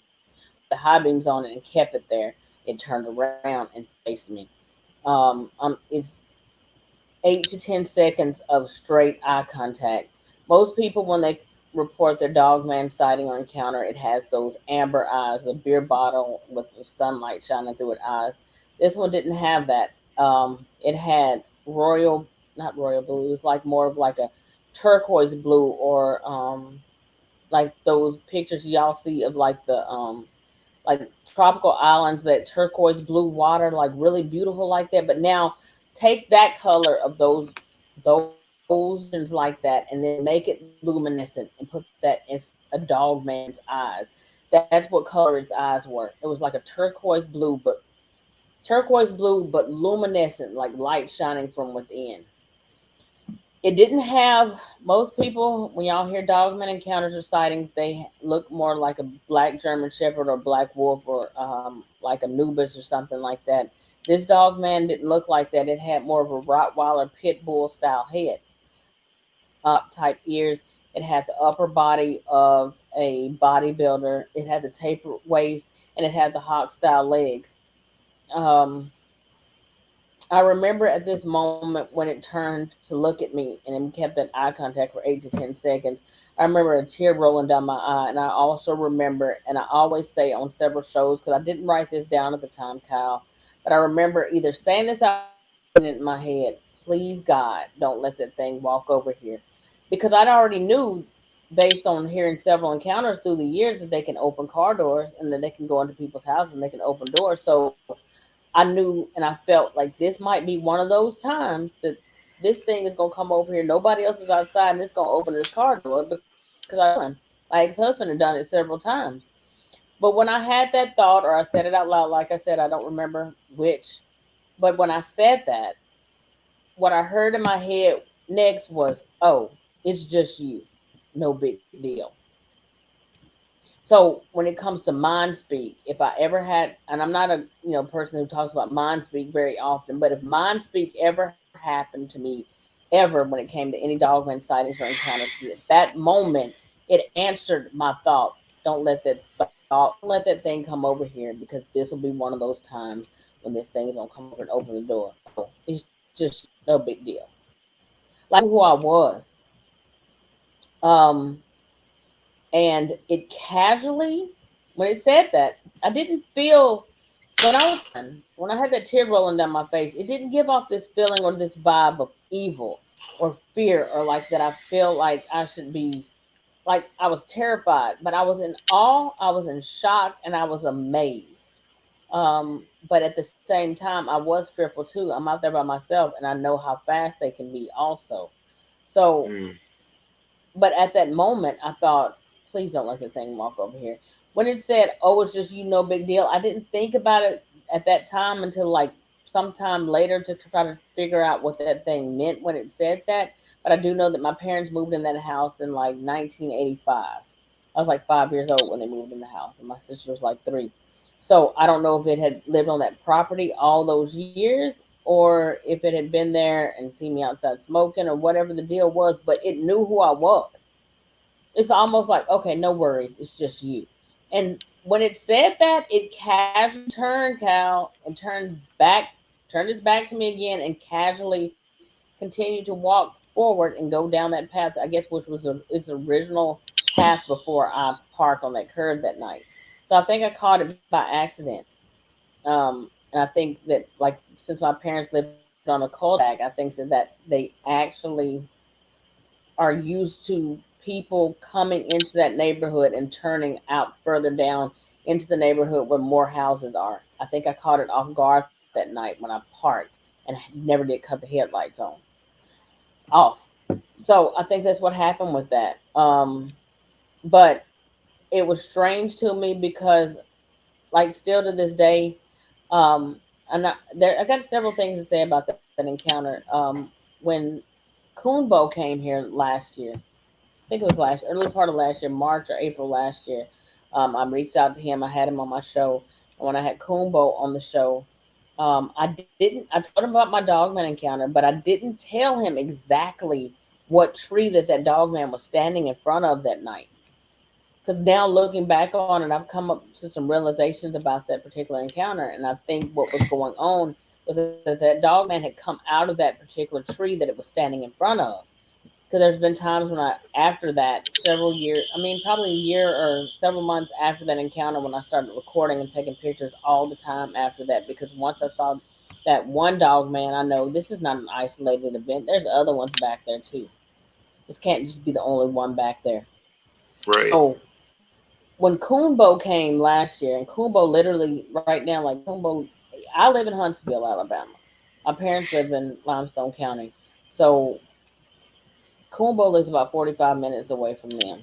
I called him to come to the property. He came there. He knew about the encounter, but I didn't tell him exactly where the encounter was, where it took place. We were getting ready to walk into those woods, right on that trail, and Coonbo stopped in front of that tree. He said, "Oh wow, this is a sentinel tree." I said, "A what?" He said, "It's a sentinel tree." I said, "What is a sentinel tree?" He said, "This is where they sit and they watch, and they look over the neighborhood and try to watch people's coming and goings. Like they know people's like routine based on sitting here and watching them." I said, "What makes you say that?" Kubo parted the leaves of that tree. He parted it open. He said, "Do you see this? The branches that were with, you know how like those I don't know, you call it a fir tree or a pine tree. It looked like, I always called it a huge bush because it's not like a regular tree. It's shaped like an umbrella, like at the bottom, like it comes like down like an umbrella at the bottom. Several people could hide underneath it. Probably about 20 people. It's so big underneath it. 20 people probably could easily hide underneath that and not be seen. You can just imagine how many dog man could fit under there. But Kumbo said, "You see how these branches are missing all of the bark?" He said, "You see that it's completely been wore off." And he showed me this. And what was funny about it is that number one, I didn't tell him that that was a tree that the dog man was standing in front of that night. Now looking back on it, it was 8 o'clock that night. Now looking back on it, I think that that dog man had probably just come out of that tree and was getting ready to head back into the woods, and it was like it had just come out of the tree probably. Its back is to me because it's getting ready to head further into the woods where the wildlife, deer, and all that kind of stuff is. The sentinel tree is right there at the front of the trail, at the front of the path, so it can see everything at the end of that neighborhood. So it knows that everybody who lives on this end of the neighborhood, they're in by this time. Nobody's out here. They're not going to see me. So that's what I'm gathering. Because I know all the years that I've ever lived, that visited there and that I lived there on that end of the neighborhood. The older people, they're not coming out side at night. They're not looking around. Nobody's expecting to see anything like that. So this dog man on this particular night, I think I caught it off guard. But Kumbo showed me all this, and I was like, wow. And I will go into more detail on what else happened that night, that evening when Kumbo came, like in March or April last year. But when he came, we had an experience while Kumbo was here, back there in those same woods close to that area. Okay, Um, so let me. Can I just ask a couple things real quick? So Mary wants to know what your thoughts are. Are there good ones, or can they glamour you? I mean, you've had more than one experience at this point. Have you experienced any aggression from these creatures at all? I personally have never had any aggression towards them. I can only say that one specific instance that I was in the backyard playing with my little dog Chloe before she passed. Um, I was back there and she was playing with a soccer ball, and I already knew about Dogman. I'd already had that first Dogman sighting at that point, but for whatever reason, I never let that make me afraid enough because it was daytime. I guess you feel safety in the daytime when the sunlight is out, other people are outside. So, Right. but I already knew. But there, because the wood line comes up so close to the backyard. Now, from what I've seen and what I know how to look for things. One day I had her out there playing with me, and there was one time that I ever felt afraid or threatened, and that was I was in the backyard playing with my dog on that day, and in that moment, there was something in my mind that said, "Look over here to the left and look up in the tree." When I looked over to the left and looked up in the tree, I saw something blacker than black. I couldn't make out its form. It's broad daylight. The sun is shining bright. It's in the summertime. The sun is shining real bright. And even when you see shadows in the trees, it's only going to be like it's gonna only gonna be so dark. It's gonna be shades of grayish black, but it's not gonna be jet black. It's not. not going to be black as my hair or blacker than this. It's not going to be a void of black, the abyss. It's not going to be that black. There was something there. It was a huge space of jet black. And because I had heard something in my head say, look over to the left, look up in the tree. When I heard that at that moment, that's when I said, okay. I looked over there, I saw something jet black. I couldn't make any features out.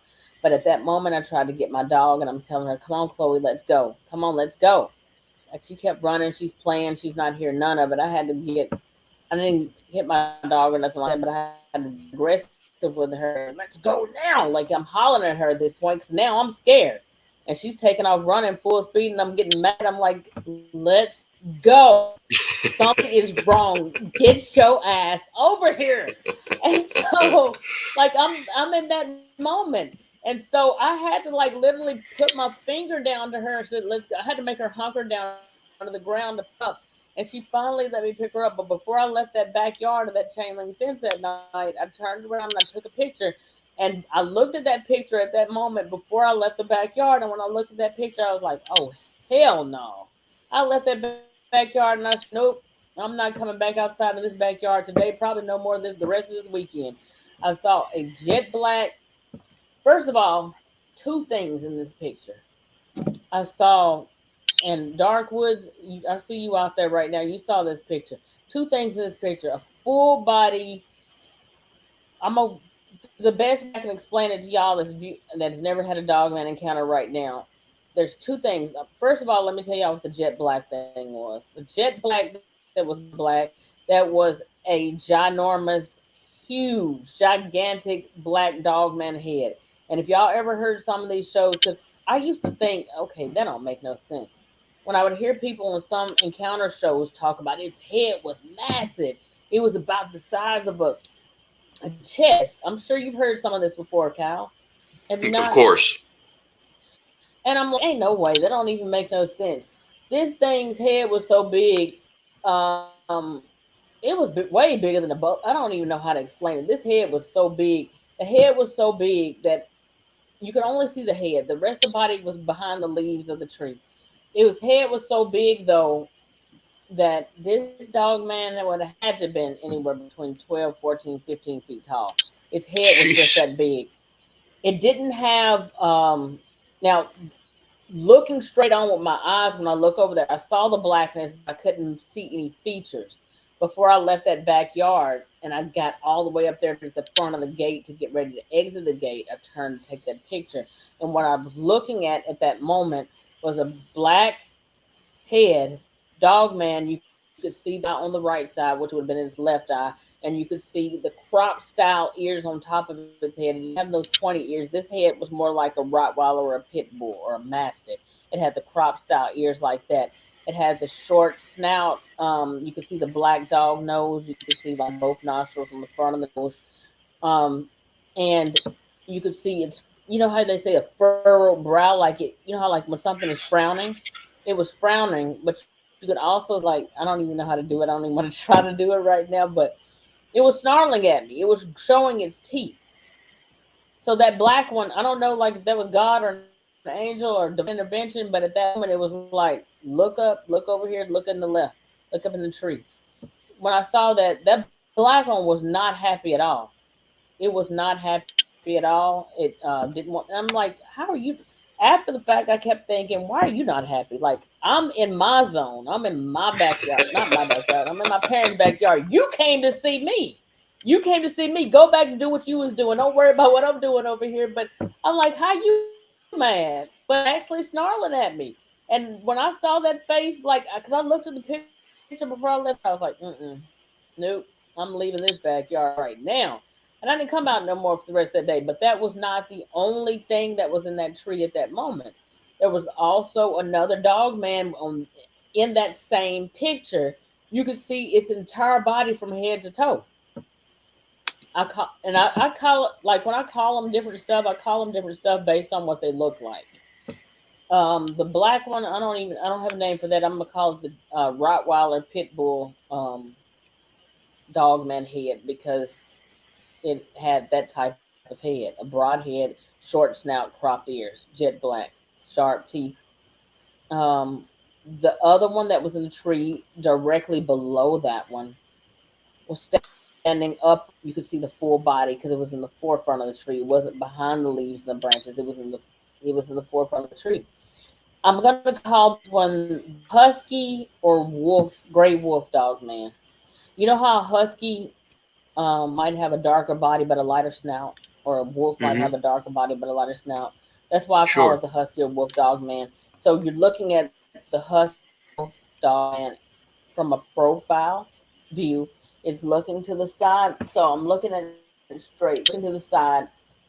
You can see the side of its head, charcoal gray, head, neck, upper shoulder area down to the waist area. The snout is extended that way, but the snout is like light gray or white. It's a really light color. Then some green leaves and branches go across its upper waist, and directly below those green leaves and branches, you will see the upper thigh and hock area, all the way down to the feet. The feet are the same color as the snout, light gray or light or white. And it's looking to the side at the profile view, but the whole body is visible on that dog, man. You can see both ears on top of its head, and you can see the one eye on this side. But so that there's that going on. I took several shots before I left that backyard. In one shot, you see the dog man, that particular one, the husky or wolf dog man. You see it looking to the side, but at the same time, when it comes to dog man and Bigfoot, if when it comes to them moving and stuff like that, their movements are so subtle that unless you're taking multiple shots back to back, you won't capture those movements. If you blink your eye, you won't capture it. But if you take several consecutive, multiple shots back to back, you will see those movements. That particular dog man, I don't think was a dog man. I think it was a dog female because on one picture, it's just looking over to, I guess, the left, but I guess that would be its right. It was looking over to the side, but on one picture, there's several pictures, y'all. Keep this in mind. But on one picture, you can see that she's looking at. There's babies in the tree, pups in the tree. On one picture, it's looking at her and she's looking at it. But on one picture,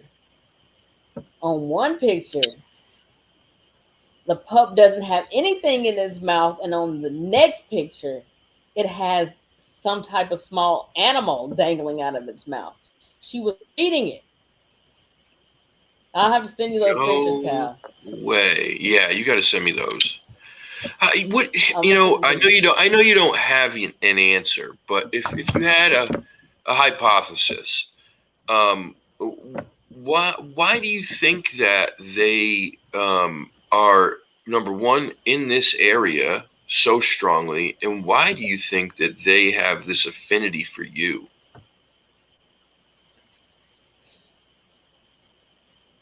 I Do you think think it's I'm gonna because be honest it's with you. because you grew up there and they just were familiar with you? I mean, you hear because we hear stories like this with Sasquatch too, that people grow up around them, they're on their property, and then they like even will follow people when they grow up and move. I think part of that has to do with certain people. I think that certain ones of us, the ones who have multiple encounter sightings, I think you had to be open to certain stuff. And I'm not going to say everybody has a gift, but sometimes you had to be open minded to certain stuff. You have to be a person who has had several. I don't know what it is. Like I've always had that. I've always been a person who's had dreams or visions of stuff or premonitions or sixth sense or always there were spirits around. I've always been open to that. So I think that's what it is. Maybe because I was outside on a regular basis. I'm not sure. Yeah, So I think but there I might do be think that something. that's what comes with it. I think there might be something to that. To people who have an ability to sense when there's some kind of paranormal activity around, when there's some kind of cryptid energy around, I feel like they can sense it too. I feel like they know when there's somebody who can feel when they're in the area, and it would make sense that they would be attracted to that. They're if they're a thinking sentient being, then they have to have some kind of thoughts once in a while, like we do. Like, what are these people doing? Or I wonder what they think about me if they saw me, or I mean, there's just so many questions. But it's such a crazy thing. I didn't believe in Dogman until just about a year ago, and it wasn't because I had any sighting of my own, but it was due to talking to so many people who, just like the Sasquatch thing, you speak to so many people who are so level-headed, they're so grounded, they're so intelligent, normal folks, and that these people are not lying. They just, like, man, there's just enough. There comes a time when there's enough evidence where you can't deny it anymore, right? It's That's too many crazy. people Oh, come on, having Ollie. these sightings, and Cat's well, not taking out my headphones. Yeah, when there's so much evidence, you can't deny it anymore. When you have stories like yours, or stories like I saw Daryl Denton was in the chat right now. Hey, Daryl, thanks for stopping by, brother. I really appreciate that. Daryl. But Daryl and Martin Groves, or our good friends Joe and Jesse from Hellbent Holler, you guys are seeing these things and having these encounters and experiences that are just so crazy. That Occam's razor, at some point, it just it has to slice our way, where it's just more reasonable to believe that the people who are telling you these things are telling the truth than it is to say that everybody who's ever said these things or seen these things must be crazy or delusional. That just can't be the case. It's not. I think that, like I mentioned before, it's not by coincidence, not by chance that people who've had Dogman sightings have also, or Bigfoot sightings, have also seen UFOs. And for those of you who are in the comments, leave a comment below for Cal and let us know. Let us know if any of y'all that's in the comments right now and y'all don't know these things. Let us know right now. Have y'all also seen Shadow Man? And I don't even like talking about that because I don't like conjuring stuff up because I don't like talking about it. I don't even want to talk about it because that still is the touchiest subject for me because I've heard people talk about that for years. And up until a couple of months ago, I had the first, and I'm gonna pray over this after I get off this show. But I had the first Shadow Man sighting right over there, like in my bedroom doorway, watching me as I was getting ready for bed that night. Like, stood taller Oh than me. goodness. It was standing Oh behind me, boy. and for the first time ever, during the last show I did a couple of weeks ago, I had Scott Carpenter on the show. And during, I don't think it was a show with Scott Carpenter. I think it might have been the show before the one I had with Scott Carpenter. But during a live show, like I had paranormal activity happening here in the apartment. Y'all know, like those, like, what is it, vertical blind? Not vertical blinds, but the horizontal blinds with the little stick that you turn to like close your blinds. That thing is swinging back and forth like a pendulum for no reason at all. Like, there's nothing going on. The heat and air was not going at the time, or nothing like that. Just nothing at all. And I'm talking about some stuff. Matter of fact, it was during the show I had with I think it was the show right before the one I had with Dark Woods on that night. Dark Woods is in the comment right now, but like those of you, um, let me see. Dark I'm Woods just has trying to had look and some see if lives with any of these y'all. things, apparently. He has him on his property. He was on my show last Yeah. week. He was my last guest on the show. Matter of Crazy. fact, during the show when I had Dark Woods, he did his show outside in the woods live, and he had eye shine in the woods behind him during the show live all throughout the show. All throughout the show. It was amazing. And he's looking back, and if he's still out there right now, like during that show, he actually heard them and his girlfriend's voice, like calling his name, like he thought it was actually her, like calling out to him, Primal Cry, but it wouldn't. Like, he asked, "Did you just call out to me?" He asked this live during the show. She was like, "No, I've been in the house all this time." But something from the woods, and they That's can mimic people's voices Christ. too.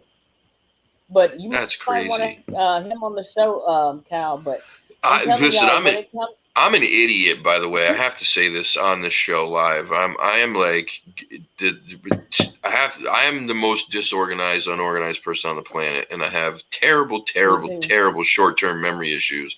He was supposed to come on the show months ago, and I had a bunch of personal stuff happen, and I had to postpone. And then I had a bunch of people lined up afterwards, right? Like weeks. And I ended up taking weeks off, and it messed the whole schedule up. And I kept saying, I got to get him back. I got to get him. And then I never rescheduled him back on. So now that we're here live on the show and he's here and you're saying this, you're right. I need to get him on the show. Darkwoods, please send me a message on Facebook Messenger. Please send me a message on Facebook Messenger, because I'm all over the place, dude. Between working during the day and forgetting things constantly, I need an assistant. It's really what it boils down to. I need an assistant. So if anybody wants to volunteer for a good pat on the back every day, that's all I can offer. But you're right. I need to get him on the show. But anyway, I'm sorry. I didn't mean to interrupt you. You want to co-host? You want to co-host sometime? You want to co-host sometime, Kyle? I would love to. Absolutely. Great. I'm here for it. All right. Well, we could do. I could use a co-host too. Well, you can come on with me as well, because I do several different shows. I mean, several shows. I've got some great people like I got coming up. I'm going to share some more stuff with the people in a few minutes, y'all. I don't want y'all to feel like I'm shortchanging y'all, but you know how on my show, y'all, I like to take y'all's questions too. And Bama Bigfoot asked me, do I have dreams about them? I have had probably about 3 or 4 about Dogman throughout the years since that encounter. This is 2023 now, so that was 2013 during the first encounter. But that wasn't my only sighting. I have videos and I have pictures of Dogman on the property. I've got there's one that I call Anubis. The not a Dogman that looked like Anubis. I call that the Rottweiler pit bull Dogman. The one that was in the backyard or behind the fence of the backyard that day when I was playing with my dog. That one also had a Rottweiler pit bull type head, short snout. And there was one on a whole nother day. I'm sitting in the car in broad daylight. I think it must have been a fall day because I'm sitting out in the car because it's somewhat chilly or breezy, but I didn't want to stand outside because it was kind of cold. So I'm going to sit in the car and smoke. But under the same tree, and my car is facing that trail to the woods, and I'm not even thinking about Dogman on that day. It's broad daylight. These things are bold. On this particular day, probably scrolling through my phone on Facebook or YouTube or whatever I'm doing and smoking in the car, but still facing that same trail where first Dogman sighting or encounter happened. And I look and I'm like, what is that jet black standing in the path, straight ahead? It's broad day. It's 12 o'clock, 1 o'clock, noon. And during this time of year, fall, round about, and you know what? I'm going to take that back. It couldn't have been fall or spring. And I say that because in the fall or spring, over there where my parents used to live at, the property by yard is so big, they don't take regular lawnmowers to cut that. They get a tractor to cut that property. Okay. So in the summer, it gets overgrown. In the fall, it's open enough that you can just walk straight back into the woods. So it was overgrown to the point that the trees on either side, their branches and leaves are kind of intersecting to the middle of that path. And the grass is so tall that I guess I'm 5. I guess the grass for me personally would have been probably, I don't know, I guess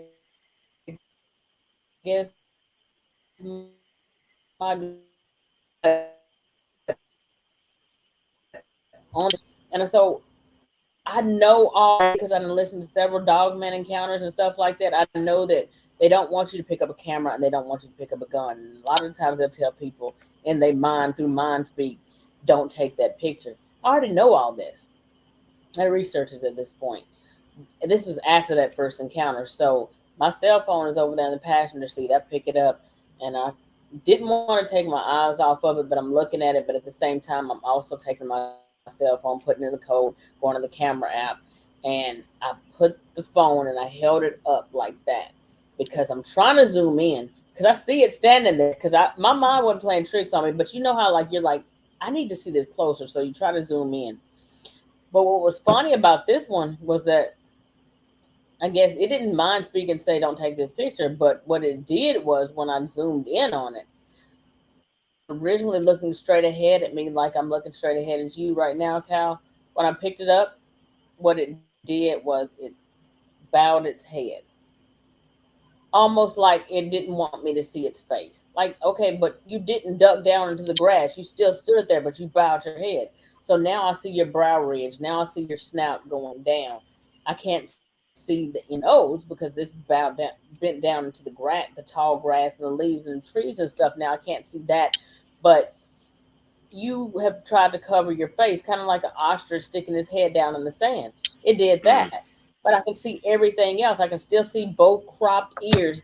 And it's not the pointy German Shepherd head ears. It's like cropped ears. Like, just all y'all, just right now, just imagine a pit bull ears cropped.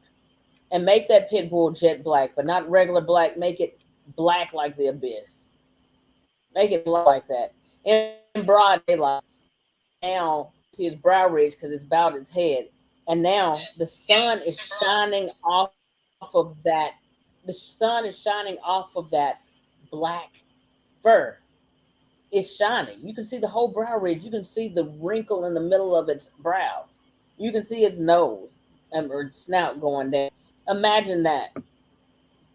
I don't remember the whole encounter because I don't remember like if I watched all the way up until I got out of the car and went back in the house. I wasn't afraid at that moment because it's daylight. I'm not worried about it. It's still far enough off in the distance that if I got out of the car right now, maybe I got a chance to take off running full speed and make it up inside the house if my parents haven't locked that screen door. But after that first encounter, that first night back in 2013, that night was the first night I decided, I will never pull up over here again and feel comfortable that if mom and daddy like are in the bed at night, I will never again feel because it was a time way before that encounter. I don't care if it was 8, 9, 10, 11, 12 o'clock at night. I had not ever seen a dog man at that point. If right. I had made it to their house, and I think they still up, you know, Cal, the old houses back in the day had screen doors. You remember the screen doors back in the day? Not storm Oh, doors like now. no, of course I do. But it had well, they locked the screen door at night after they went to bed if they thought I wasn't coming. So they locked the screen door. So I had a key to their house, but if they locked the screen door, I got to ring the doorbell. And if they didn't answer, Dad, I got to call their phone. Daddy, I'm outside. Can you come open the door? And sometimes, like, I got to wait about 5, 10 minutes for him to get up and put his pajamas on and come to the door.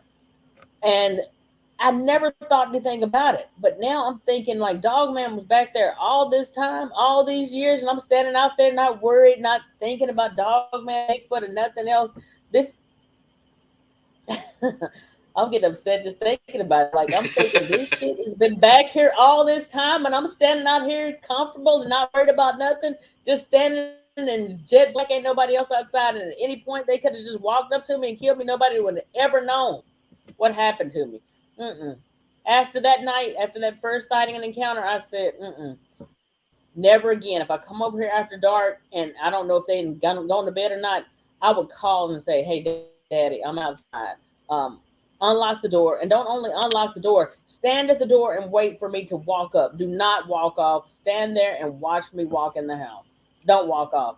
And they thought I was ridiculous. What's wrong with you? I seen something back. What did you see? And then, of course, when you tell them you saw a dog man or something, like, what? What is that? You know how your parents or family can be.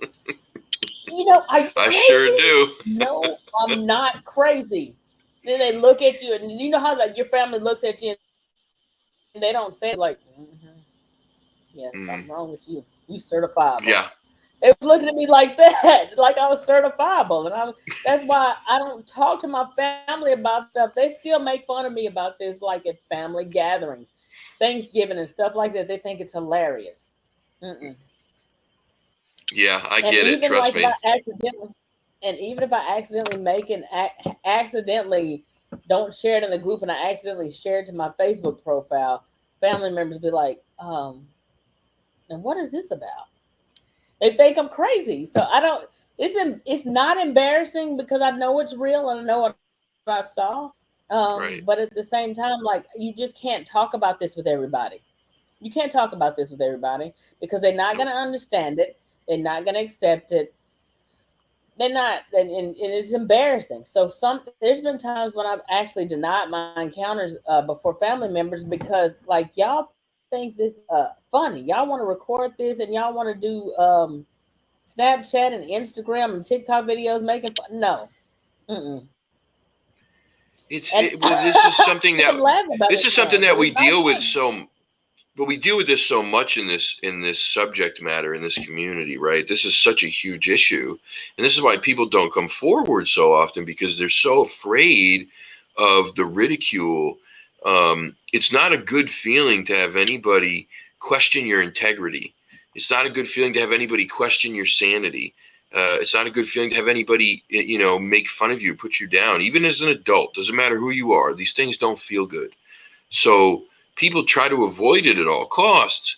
That means if for most people, if they have an Mm-hmm. encounter, a sighting, an experience, they're just going to keep their lips zipped because it's easier to do that than it is to come forward and potentially have somebody say, "You're out of your mind.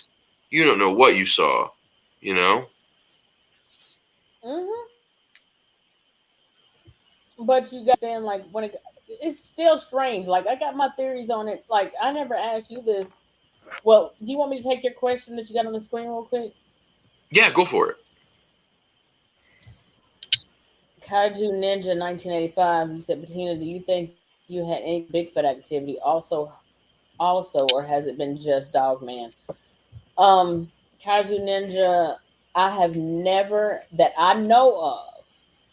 Okay, let me put it like this. I know of the Dogman encounters and sightings that I've had for sure because they look like dogs or wolves or Anubis. There's one I call the Anubis Dogman, and I don't. My parents moved off of that property in 2019, not because they believed in Dogman, but because they wanted to get another house. They lived there so long, but um, but I do also know, based on doing several interviews and listening to several other shows, I do know this. I know that there's other things out there in the woods besides Bigfoot and Dogman. I do know that Yeah. there's times when I've taken pictures of Dogman and there's been type faces in there, deep set black shadowy type eyes, humanoid type nose, brow ridge, cheekbones, teeth, sometimes grinning or sometimes just like an elongated Joker type mouth, like from one corner to the next. I've seen that before. I've seen things that I've got a picture of something I don't know what it is at all. I don't know. There's something that some people said it was a goat man.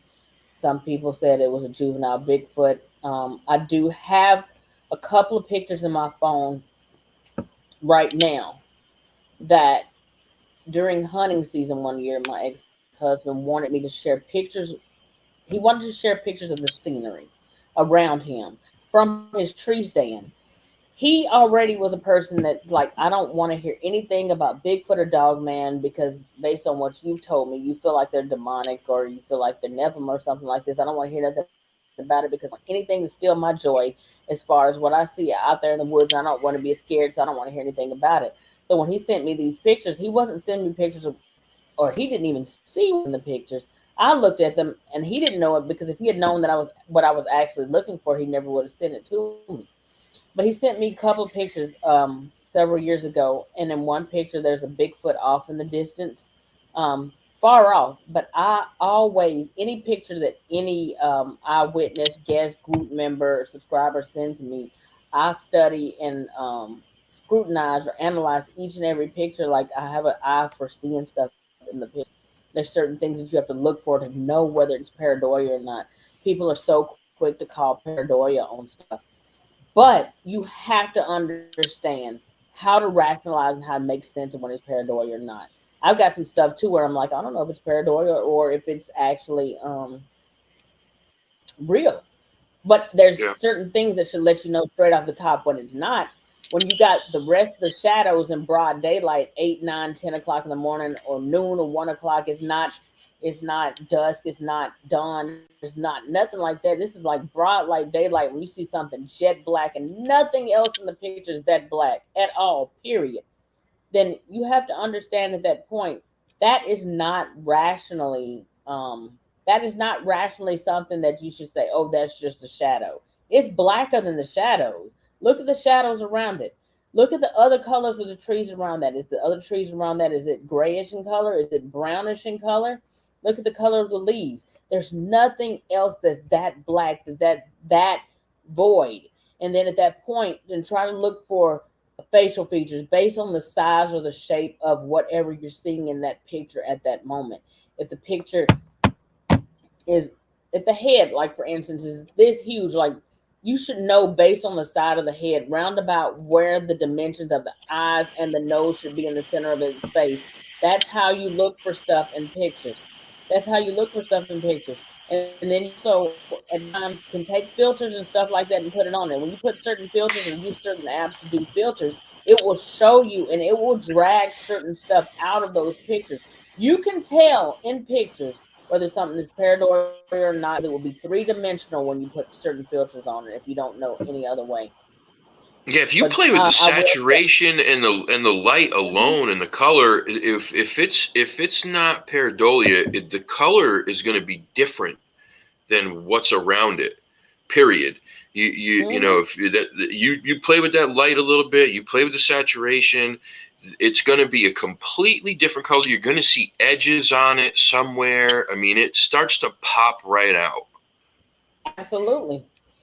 And when it comes down to it, like if you, and like I said, the weird things happen when it comes to Bigfoot and Dogman pictures. A lot of times, like people don't understand, and I bring all the stuff to the table when it comes to Bigfoot and Dogman. There's several different lines of belief when it comes to Bigfoot or Dogman. Flesh and blood only. Number one.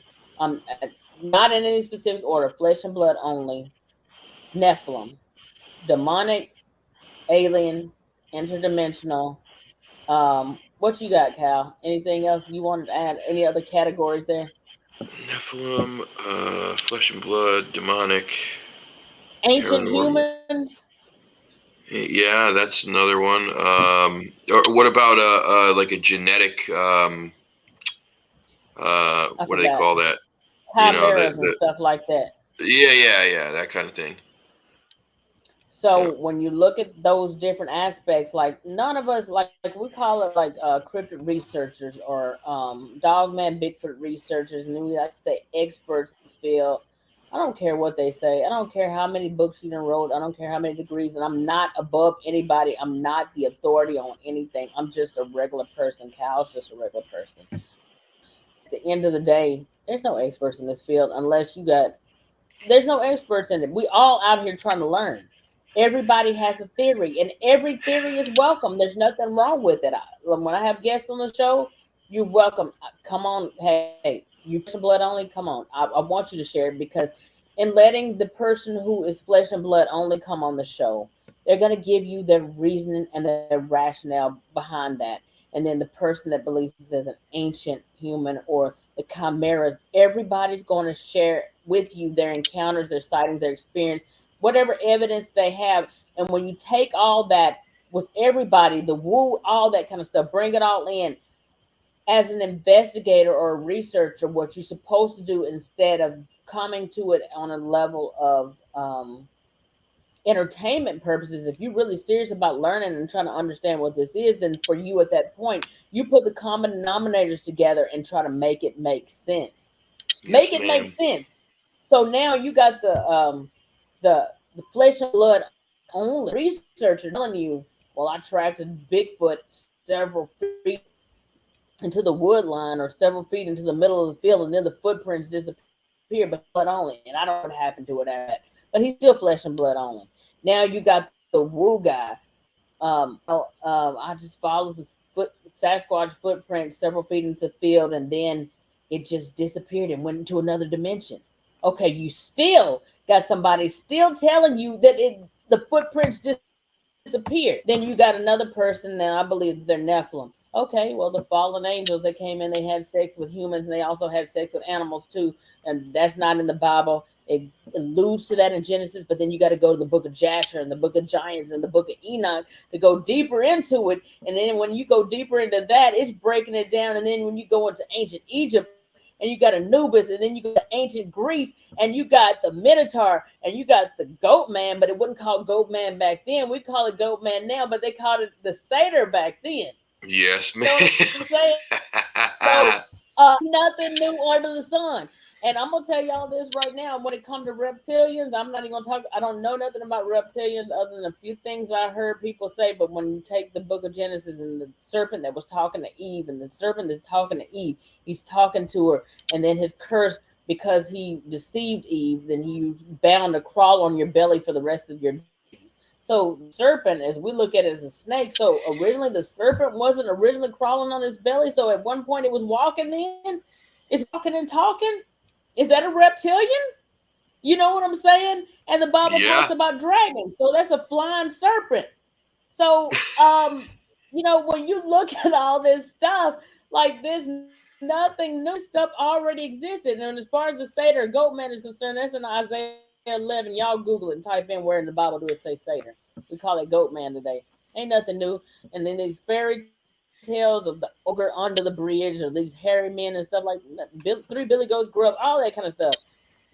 That stuff was real. People telling you what they didn't already saw. But we've been told it was fake. It was fairy tale. Y'all remember that movie Splice that came out a few years ago? You remember that, Kyle? Oh yeah, of course. Yeah. What was that? What was that about, Kyle? Tell me. She was like some kind of half alien or reptilian creature thing. She was a nasty whatever she was. She was nasty. Part human. She had like a spike that came out of her tail. Like she could Yeah, the she could tail. morph. She could morph into like she was asexual. Like how some animals are like able to, I don't know, like kind of reproduce. Like they're On able to. their She own. was able to yeah, on their own. It was weird. And then at one point in the movie, like she was able to fly, but it was scientific genetic manipulation. They telling you, like, if y'all ever research the Illuminati or any shit like that, secret societies, all this kind of stuff that they doing, cloning, this ain't brand new. They've been doing this stuff for No. years. They even created this stuff. There's labs and stuff where they're creating these things and they don't want people to know about it. So when you get to talking about certain stuff like this on shows, Kyle, I don't know if you didn't watch a show with Scott Carpenter and the show I did with Lance Hightower of Monster 911. Those Oh shows, the yeah. powers that be came in and they completely took over my computer and commandeered it. I said, you know what? Let me shut up because I'm talking too much because they don't want this information out there.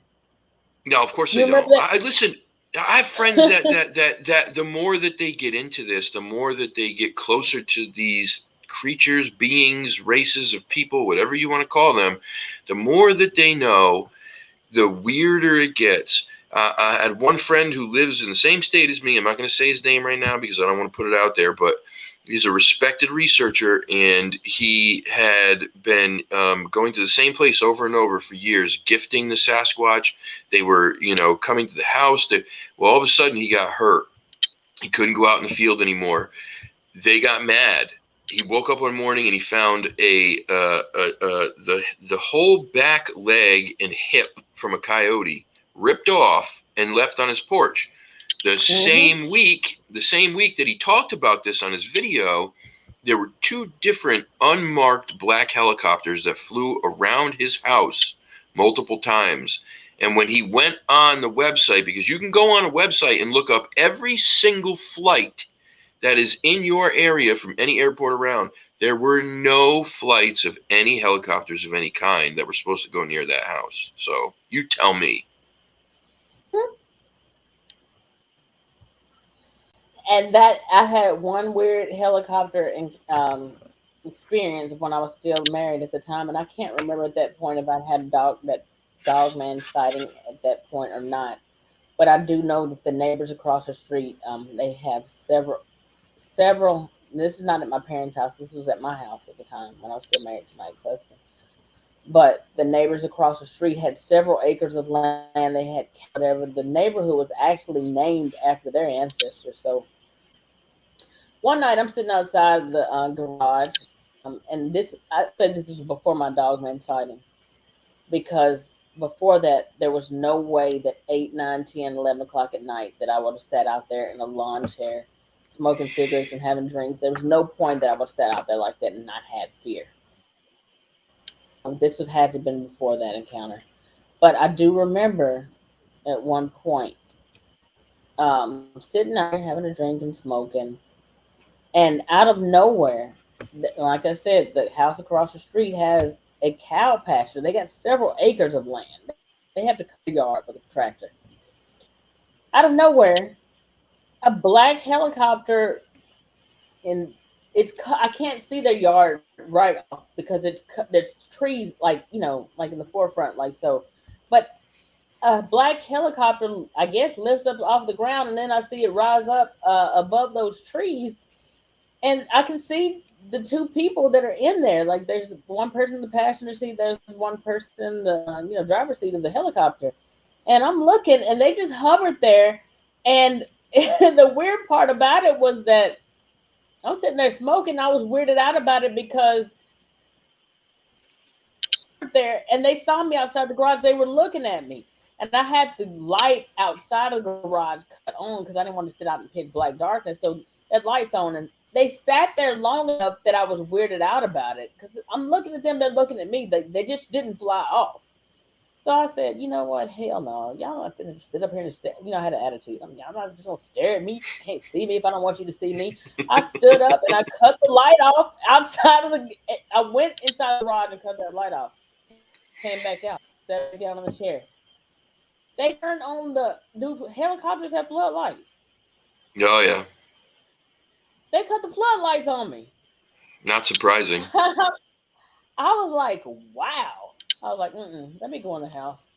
That was weird. I don't know what was going on over there. I don't know why. First of all, why was a helicopter down? Why was it in that field? Why was it in that neighbor's yard? What was going on over there? Obviously I don't have no something. idea.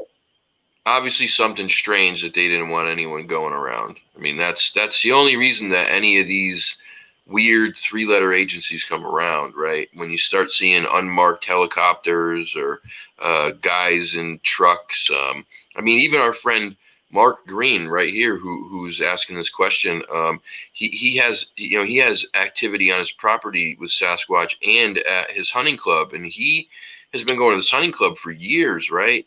And he's friends with the I think it's like the wildlife officer there or whatever the guy is, the ranger, whatever he is. They're friends with this guy. They've been going there forever. And one day, all of a sudden, these guys in SUVs show up and start pushing their way around. And like the guy who's their friend, usually this wildlife officer or whatever he was, had to he fell back, got quiet, didn't stand up for them when these dudes were around and they were trying to tell him, asking him questions and telling him they couldn't go here, they couldn't go there. And it was evident to Mark right then, like, these guys were trying to keep us out of this area for whatever reason. And the reason was because there's these things there, and they don't want people knowing for whatever. I don't know why they want to keep this such a secret. The disclosure with the UFOs obviously we've been lied to for years about that. Why all of a sudden did they decide to tell us that those were real? Is that because they're somehow less of a threat in some way? You talking about aliens, Kyle? Yeah, I mean, but why do they disclose that to us now? If I was to think anything was going to be a bigger threat in some way, I'm not saying a violent threat. I'm saying a threat all across the board, whether it means advancements in technology, genetic splicing, DNA stuff, or even supernatural abilities that we may be able to learn. I would have thought aliens would have been the biggest threat, but apparently they're not, because they disclosed that to us, but they're still telling us that this other stuff ain't real.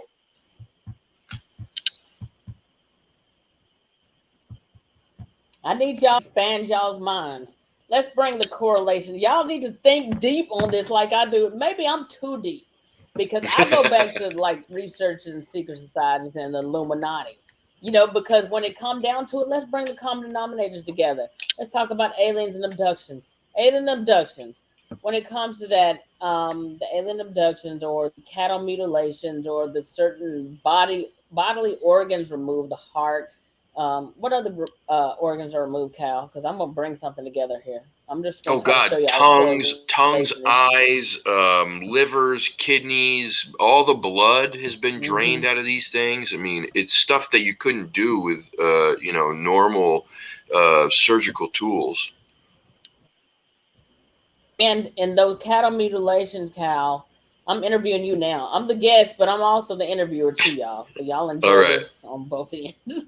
So Cal, during these cattle mutilations and stuff like that, um, do they ever say anything about other wildlife like coyotes or wolves or any prey animals not wanting to touch those animals that this has been done to? I don't know if I'm sure they have. They probably. I know. I know. I don't know a ton of the experiences. I know a couple very well though, and I know that the ones that I know of, one was in Colorado, and in that case, all the blood had been drained from this animal. The liver, the heart, the kidneys, eyes, tongue, and I forget what else were all Mm-hmm. taken out of this animal. There were no large slice marks on it. It looked like these things were pulled out of like pretty small incisions or holes. I mean, I think it was holes that they talked about, like a surgical hole, almost like it was like punched out of the skin. The other thing they talked about was one of these things they had on video prior to this happening to it. And the two things that were on this video that they talked about was it was separated from the herd. It acted extremely scared before it died. Then when it was separated, it continued to move further and further away from the rest of its buddies, right, until it was off camera. Then this happened. What was caught on camera also only a few minutes prior to this was some weird object in the sky. Mm-hmm. You know what? Cal, don't forget what you said. Don't forget what you just said about that and the weird object in the sky. I want to say something real quick. Just ask Cal was because I'm trying to bring some common denominators together, Cal. But don't forget what you said about the weird object in the sky, and I want to tie that together with cryptids, okay? Because Okay. I might forget. But what I want to tell y'all right now, a lot of Cal said he wasn't sure, but I do know that in a lot of these cattle mutilations, crop circles, and stuff like that, a lot of regular animals and stuff will not feed off of that killing. They will not feed off. They don't even want to go near it. Makes sense. At the same time, when it comes to Bigfoot and Dogman, um, when it comes to cases where they think people have said, or researchers have said, or hunters, or anything like that have talked about cases where they thought that a Bigfoot or Dogman or some other cryptid had killed an animal, or the organs have been removed. Organs been removed, just like in an alien abduction, certain organs, and then at certain precision, other predators will not touch that carcass. Whether there's some frequency or radiation or whatever it is around it, they will not touch it. Is it demonic? I don't know. Is it interdimensional? I don't know. But other predators will not go around it. Why do y'all think in the missing 411 when it comes to dogs and they supposed to go after these certain they're looking for a person, but after it gets to a certain point, they refuse to go any further. Why is it that when it comes to Bigfoot and Dogman, um, people's dogs that are fearless, that ain't scared of Oh, nothing. They cower in fear. They're shaking. They hiding. They don't want to have nothing to do with it. Paranormal activity in the home. Dogs do not want to go upstairs because that ghost or that shadow man is upstairs. They don't want to have nothing to do with that. This is all correlated. Now, Cal just told y'all a few minutes ago, and I know y'all I'm amped up right now, but I'm bringing this stuff together. Y'all will. I'm in rare form tonight. Y'all ain't gonna get this again. Enjoy it while it lasts. I bring stuff together because I think about this stuff. It's important to me. Cal, when you get a chance, you know what? If y'all out there that's watching right now, I'm giving y'all something to do. Y'all pull up Paranormal Witness, and don't only pull up Paranormal Witness, pull up Paranormal Witness the Pack. Paranormal Witness the Pack. That's the name of the episode. Six Dogman came to these people's house. I can't remember what state. I don't know if this is Wisconsin or what state. I forgot. Paranormal Witness the Pack. When y'all pull that up, it was lights in the sky. Saw, seen, and witnessed that same night when Six Dogman showed up at these people's house that night. And other paranormal activity was going on too. Paranormal Witness the Pack. Google it and then watch that video. I'm telling y'all right now, this stuff is not by chance. Why do you think people be having dreams and stuff like that about Dogman and Bigfoot? Why do you think some people have had these things to come into their home? Why do you think they can show up in like some otherworldly form? And whatever I'm saying to y'all right now, my thoughts. I'm not putting this on Cal. I'm not saying these are Cal's thoughts, but I rationalize everything, and I'm not saying that my theories are all right, but I think about all the possibilities. Cal, you remember As that you movie that should. came out a few years ago? You remember Rampage when it came out with The Rock, Dwayne Johnson? Yeah, You sure remember do. that white? What was that? Gorilla. That wasn't a white gorilla, but you also remember that huge wolf? Yeah. Those were genetically modified in that movie. Yeah. And you know, when it comes to researching Hulu and stuff like that, they tell you Hollywood is basically telling you a lot of stuff in movies. They're telling, what do you call it, hidden in plain sight. They're telling you what's going on. Do you remember also that they were controlling those things in that movie by high frequency detection? Yeah. You remember that? I said, Yeah. you know what? That gorilla, that was Bigfoot. That huge ass, that was no regular wolf. That was a wolf on steroids times 1,000. Yeah. You remember that? Y'all I do. check out Rampage. And that frequency, there was things that were calling them in, and even that big crocodile or dinosaur type thing. Like they're already letting you know that there's other things out there in the woods that's genetically modified. We create them and we control them by frequencies. How do y'all think that these people show up? These unknown alphabet agencies. How do you think that they show up and ain't nobody calling them? How do they just happen to show up? Well, You ain't never yeah. thought about that? No, I mean, I think about it all the time. I actually, there's a gentleman who worked supposedly for the federal government in a couple of these different organizations. That's my boy Fresh. He's great. Um, and one of the things that he said was that they do this. They do this soft disclosure thing where they, show you these things in movies and stuff to get you used to it, and then all of a sudden it gets dropped on you because the UFO thing. That should have been the biggest headline of the last 100 years. And guess what? It was a drop in the pan. It was a flash in the pan. It lasted 10 seconds and it was over. Nobody gave a shit. The next day it was gone. Oh, there was what? There was a UFO? They're real? Oh, all right, cool. Can I have my coffee now? Like, whatever. It should have been huge, but it Oh, wasn't. mm-hmm. But this gentleman, what he said, and Absolutely. this was a They few don't want years it to. back. What's that? No, I was just saying, Cal, they don't want it to. They don't want it to come out. So they're only going to give. Well, we put it out there. We admitted that UFOs exist. Do y'all not realize that the Catholic Church actually owns the largest, what is it, the largest satellite? I can't remember what mountain that they have that on. I can't remember if it's in Arizona. The largest satellite on Earth, and it's called the Lucifer satellite, Yes. Lucifer telescope. Yes. Yes. Yeah. Boop, Creepy. boop. Creepy. The Lucifer telescope. What are they looking for?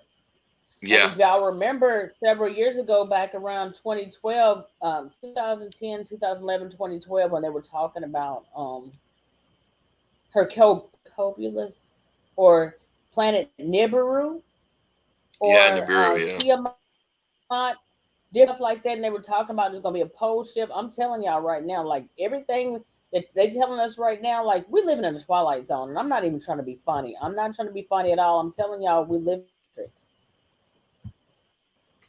There's We're living in the Matrix. We're in a world that is supposed to be fairy tale. there's a few other things that go along with that Lucifer satellite that the Vatican there's some real shady stuff. I actually was thinking about doing a show about it at some point. Maybe you should come on and we should do the show together, because that's not the only thing that's really weird that they have at the Vatican. I mean, why would the Vatican name this telescope Lucifer if Lucifer is supposedly the arch enemy of the diocese? I mean, that to me is right there, tells you everything you need to know. But what I was going to say before is this gentleman who worked for these three-letter agencies said that the way to catch these Sasquatch and these Dogmen is with a certain frequency. That's what he said.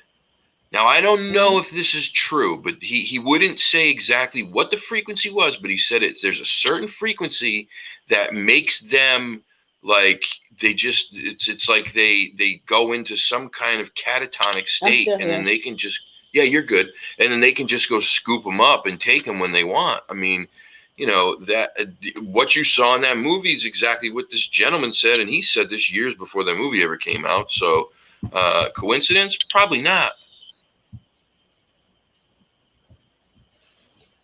I don't think it.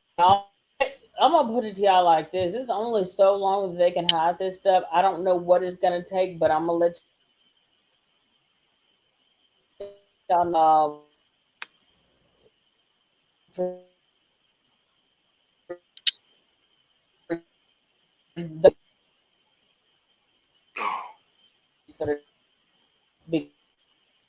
Because first of all, they already please trust and understand. I hope y'all taking homework tonight, because I done gave y'all several movies: Rampage, Splice, Cabin in the Woods.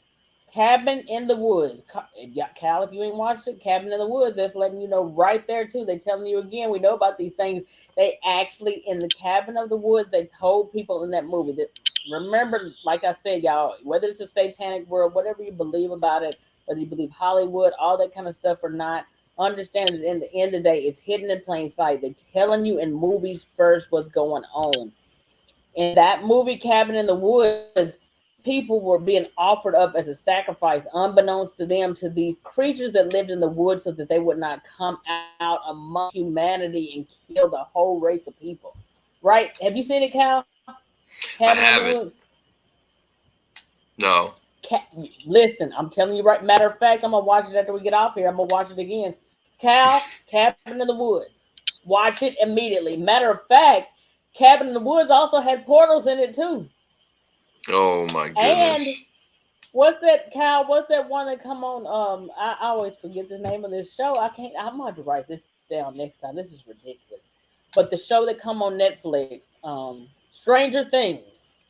Yes.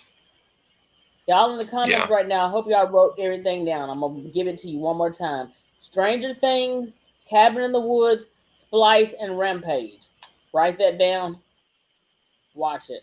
Now, Stranger Things, season 1, episode 1. There is a cryptid in that movie inside of a portal, and that lady barely got out of that portal. I'm gonna just tell y'all right now. When it comes to these things, first of all, you're not gonna ever bring in the body. Like I said before, you're not gonna bring in the body, because the powers that be already know that they exist already. Washington State and New York State already has it in their law that it is illegal to kill a Bigfoot. Why would they have it in any law or any documentation, period, that it's illegal to kill a Bigfoot if they didn't already exist? They know that they exist. That's ridiculous to even create a law for that. That's like saying, go ahead, Kyle. They have it in Florida and Louisiana too. It says in there in the what do you call it? The oh my goodness, I can't think of the name of it. So it's not the law, but it's the like when you go the parks and national parks or state parks or whatever. It says at the like in one of the bylines there that it is illegal to take or kill a skunk or swamp ape. I saw that, but it's actually in the law in New York State and Washington State. It's illegal to kill one.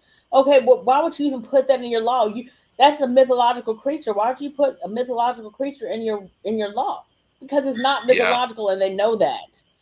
And Right. also, do not, if y'all ever, matter of fact, I'm gonna tell y'all right now, Monster 911. If y'all ever, for those of you who out there have friends, send them to Monster Tower, send them over there to that channel, and you gonna learn today. You gonna learn why why it ain't gonna happen. Because on that show, there's plenty of people whose lives were ruined behind trying to do this. Plenty of people who would not go along with the narrative. Plenty of people who would not say, "Oh, you saw a bear." Oh, I know what a bear is. I didn't see no damn bear. Yeah, you saw a bear. Oh, you didn't see a bear. Okay, I can show you better than I can tell you. They will drain your bank account. They will remove all pictures and everything else from your phone. You will get fired from your job. Listen, it's police and everything on there that have actually lost all their shit because they refuse to go along with the narrative. Y'all is not finna bring in nobody. They already know they got bodies. They got live ones Yeah. too. Don't be fooled.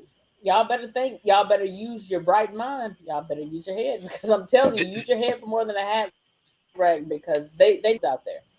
There was a story from Florida from years and years ago. I believe it was in the 50s, I think, maybe the 60s. So there was a police officer who found what they said was they thought was a baby like monkey of some kind. And he, the thing that he said was, this was not a baby monkey. This was something else. And it looked similar to a monkey, but it wasn't no monkey. He knew that right by the way it was acting right away. He like it cared for it for a couple of days and then brought it to a hospital. And they kept saying that it was some kind of like wild feral child or something, and that they were going to take care of it and find it, right, like fosters and get it into an adoption agency, yada yada, whatever. He went back to find, to see this child and make sure it was taken care of like a week later. Well, the child was gone. There was no record of it at this hospital. There was another story also from down south. I forget if it was Louisiana or like maybe it was Alabama, one of those two states, where a gentleman was working. He was a new hire for a police department down there. One of the things they had to do was they had to go to this psychiatric hospital for training. And it was for like de-escalation techniques with people who have mental illness and some other stuff. Well, they were there for the training. It was 6 of them. It was 4 men and 2 women, all new hires to the police department.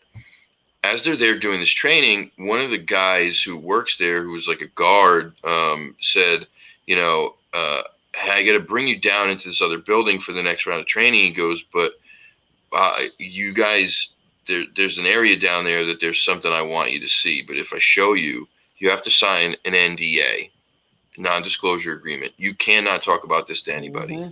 And the guy was like, do you want to see it? If I show you, you really can't. Like, you will get in trouble. I'll get in trouble. This would be terrible. And they were like, shit, yeah, I want to see it. Sign whatever. So they go down. They bring him down into like a basement area. And in this basement area, there was like a nurse's station, like there normally is at like a psychiatric hospital, which is usually right in the center of both wings, wherever there's rooms. Well, in this certain area, there's this nurse's station. Right next to the nurse's station, you could tell they built this giant cell, and it was a cell with those old big bars, right? But also it had barbed wire and chicken wire and razor wire running through these bars all over the place, and I want to say it was even electrified. And when they got there, the guy said, you have to stand back here, like I want to say 10 feet away from the front of the door. Do not get any closer. I'm going to bring you up in 2s. And so he said, I don't think the women are going to want to do this. I'm going to warn them that it's going to be different for them if they do this. It's not going to be the same as what it's going to be for you men. And the guy's like, what the hell is this dude talking about?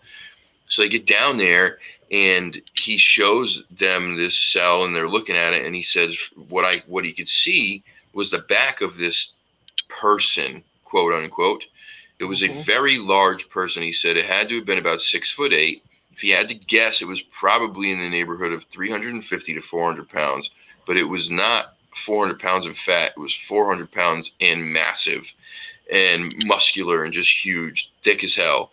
And he said he could see the back, and the back was so wide, the shoulders were so wide, and it was covered in hair, and it was sitting on its bed back to them, hunched over, like in a crouch like position. And he said, what are we looking at? And the guy's like, well, we've had him here for, a couple months. And we don't know where he came from. We just know someone brought him in. It was a bunch of officers brought him in here. He said, and we've had him here for a couple months.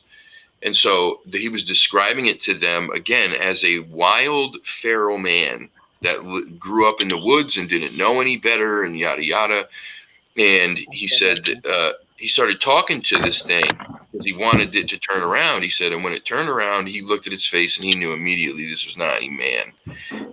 He had whatever people describe Sasquatch now, they talk about what you talked about. They talk about a very thick brow ridge, very wide nose, huge mouth that has a big gap between the bottom of the nose and the top lip, covered in hair, deep set eyes, very creepy looking. He said this thing turned around, looked at them, and let out this low guttural growl. He said that scared him to his core. And he said the other guy that was with him literally like almost he had to leave. Basically, he was like so scared that he almost peed his pants. So the other guy had to leave. This gentleman wanted to stay, so he stayed and he kept trying to talk to this thing, and the thing would make these weird noises, blah, blah, whatever. They asked the women if they wanted to come. One of the women said no, she didn't want anything. She didn't want to go. They didn't tell her what it was. They just said, if you come, you may see something that you might not like, and yada, yada. The one woman said no. The other woman said yes. So when it was her turn, this gentleman asked, could he come back and see it again? The guy said, sure, why not? So he goes back with the woman. When the woman got there, this thing leaped off that bed in one shot to the cage, grabbed it with his hands, the bars, feet on the bottom bars, and was shaking this cage and making all this racket, rah, rah, rah, rah, all these noises, and became fully erect at this, at the sight of this woman, and then started going nuts, jumping across the cage, literally bouncing off the walls. And he said the way that this thing was moving, he goes, it didn't move like any human. It was so fast. It was so agile. It was so strong. He thought for sure that if whatever that was, in another year, it would have been able to rip the door right off the hinges of that cage, the way that it was moving the bars as it was. And so, again, here's another story, and how this one ends the same way. Then there was an investigation into this because somebody talked, right? Not him, somebody, one of the people in the group talked. That guy who talked, I guess, they didn't see him again. He got fired from the police station, never saw him again. But there was an investigation into this. Well, this gentleman ended up going back to this place looking to see if this thing was still there. It wasn't there. It was a couple months later. It wasn't there. There was no record of it. So where'd it go? What was it? Where did it go? I mean, this is a guy. No, he's a normal person, but it's a police officer. Now, I'm not saying they're infallible, but what I'm saying is, here's a gentleman who is trained to know what he's looking at, right? To use the powers of deduction and to know that this isn't, he's going to know. He's going to know this is not a human. And when this guy told this story, it was pretty evident that what he was telling was the truth. And to me, like, man, that's scary. That's scary that they can do these things and that they have them and they can just wipe it clean. And then like it never happened, like they weren't there. Then where do they go? That's the other part. Where do they go? Do they release them? Do they throw them back out into the state forest or the national forest? I mean, what the hell happened? What the hell happened? I agree with you. It's a lot of it. And, when you look at missing 411 and stuff like that, in the Dennis Martin case, you remember some people saw him. You remember, was it a couple of people that said that some hikers that actually saw something they thought looked like a hairy man or a hairy wolf or something like that, or a bear or something like that that they saw carrying him over their shoulder, over its shoulder. Yeah, There's a well, couple cases like that. there was the kid a couple years ago. Do you remember the kid a couple years ago who went missing? He was gone for 3 or 4 days. He was 2 years old or something like that. 2 or 3 years I old. think it was in He was gone Tennessee. in the mountains of Tennessee for 3 or 4 days, where at night it got to 20 Yes, degrees or less, and he was in a diaper when he was found or something. And he said that yeah. he was saved by an angel bear. An Oh angel my, bear. no, I didn't know that. Oh my God. That's how he Oh described it. He said it was an angel bear that saved him and kept him warm and fed him. no, I didn't know that. Oh my God. I Yeah. seriously didn't know that. Yeah. Wow. That's really crazy. I had no idea about that. Now I know that they said, I can't remember. Didn't they say they found him without his shoes and Yeah, he wasn't had it no cold? clothes. It was winter. It was winter. It was below 20 degrees at night there. And when they found him, he was in a diaper, and he was only like 3 miles from the place where he went disappeared from. But they scoured those mountains with dogs, with people for all 2 or 3 of those days, and they found no sign of him whatsoever. But all of a sudden now he's 2 or 3 miles from where he disappeared, in a place that they searched over and over. How'd that happen? And that's a common denominator in a lot of these cases. When it comes to these missing 411 cases, they're found without their shoes, they're found without their clothes on, but they're found with either food in their stomach, no food in their stomach. They're completely warm, or they should be wet, they should be cold, they should be, what do you call it when people, what, I forgot what you call it, hypothermia? Yeah, hypothermia. He didn't have, did he have hypothermia? Hypothermia?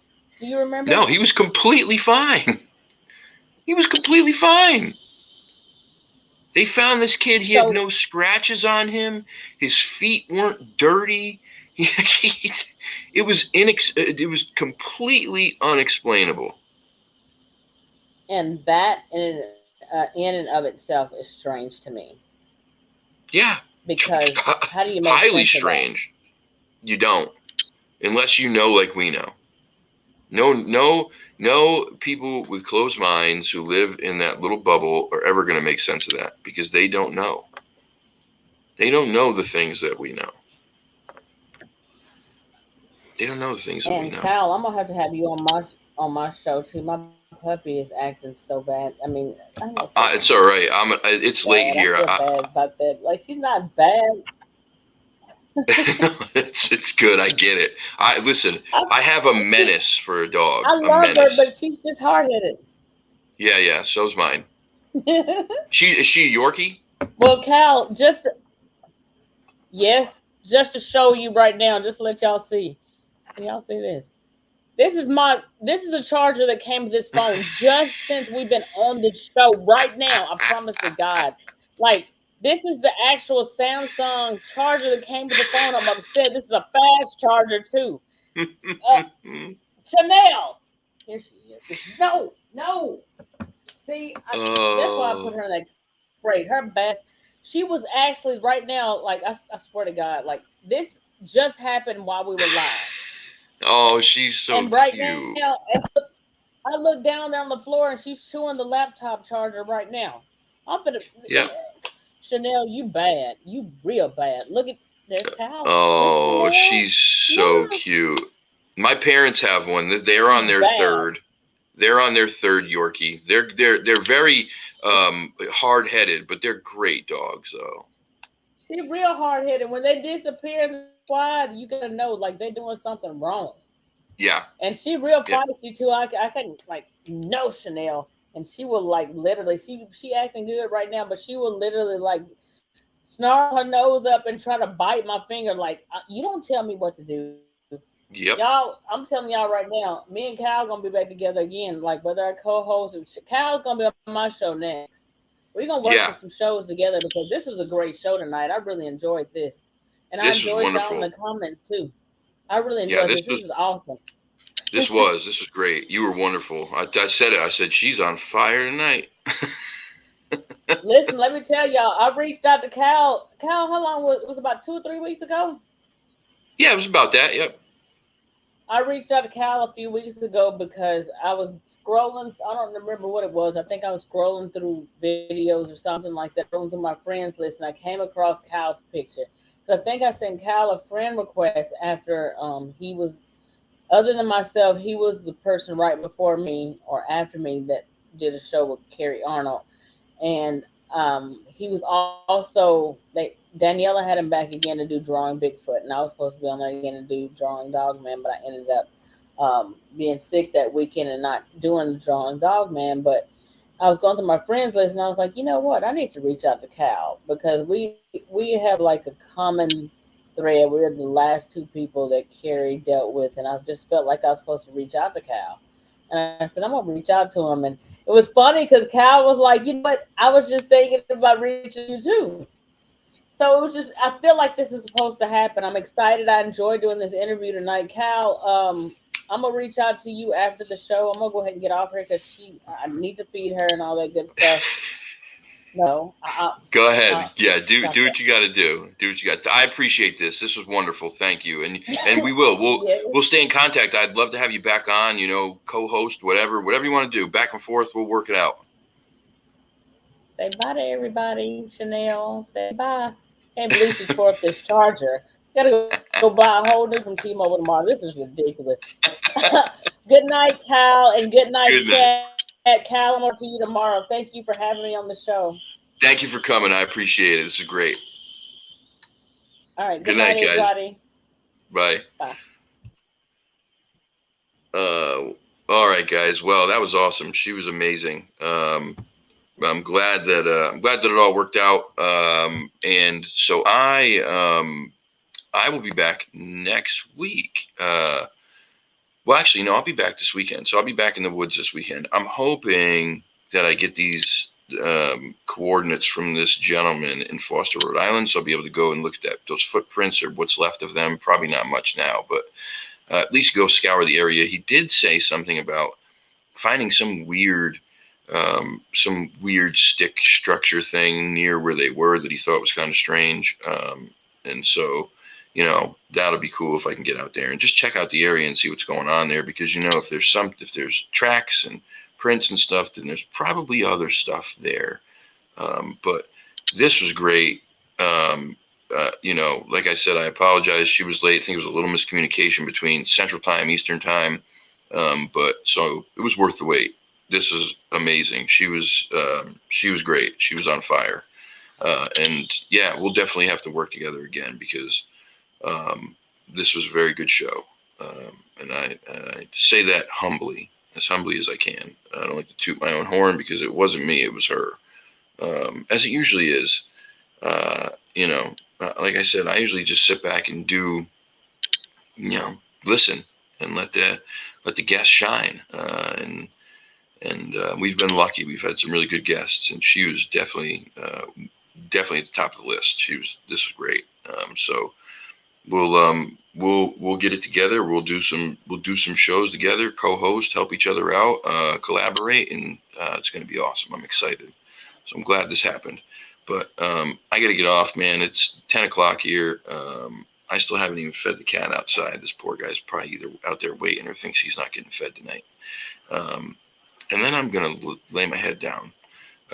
But I will be back in the morning like I always am at the Morning Walk with Maverick. Hope you tune in. If you can't, I totally understand. Sometimes it's pretty early for most people, especially if you're in the Midwest or on the West Coast.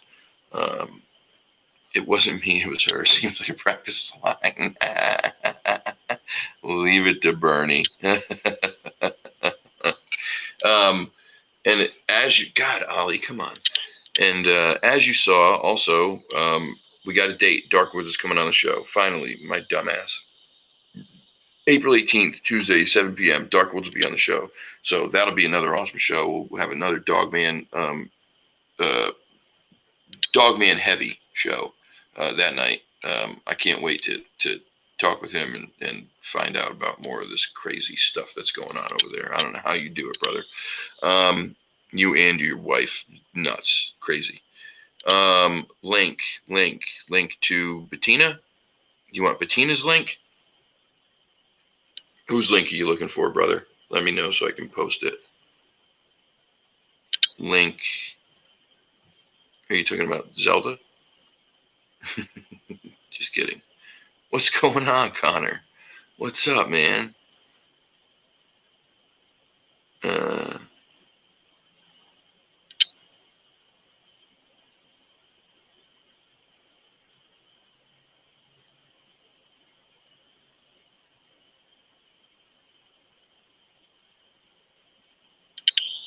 All right. Well, I don't know what's going on, but I got to get out of here, guys. I got to go feed this cat. Poor thing. I hope he didn't take off on me. I'll see you tomorrow morning if you can come for the walk. If you can't, I understand. All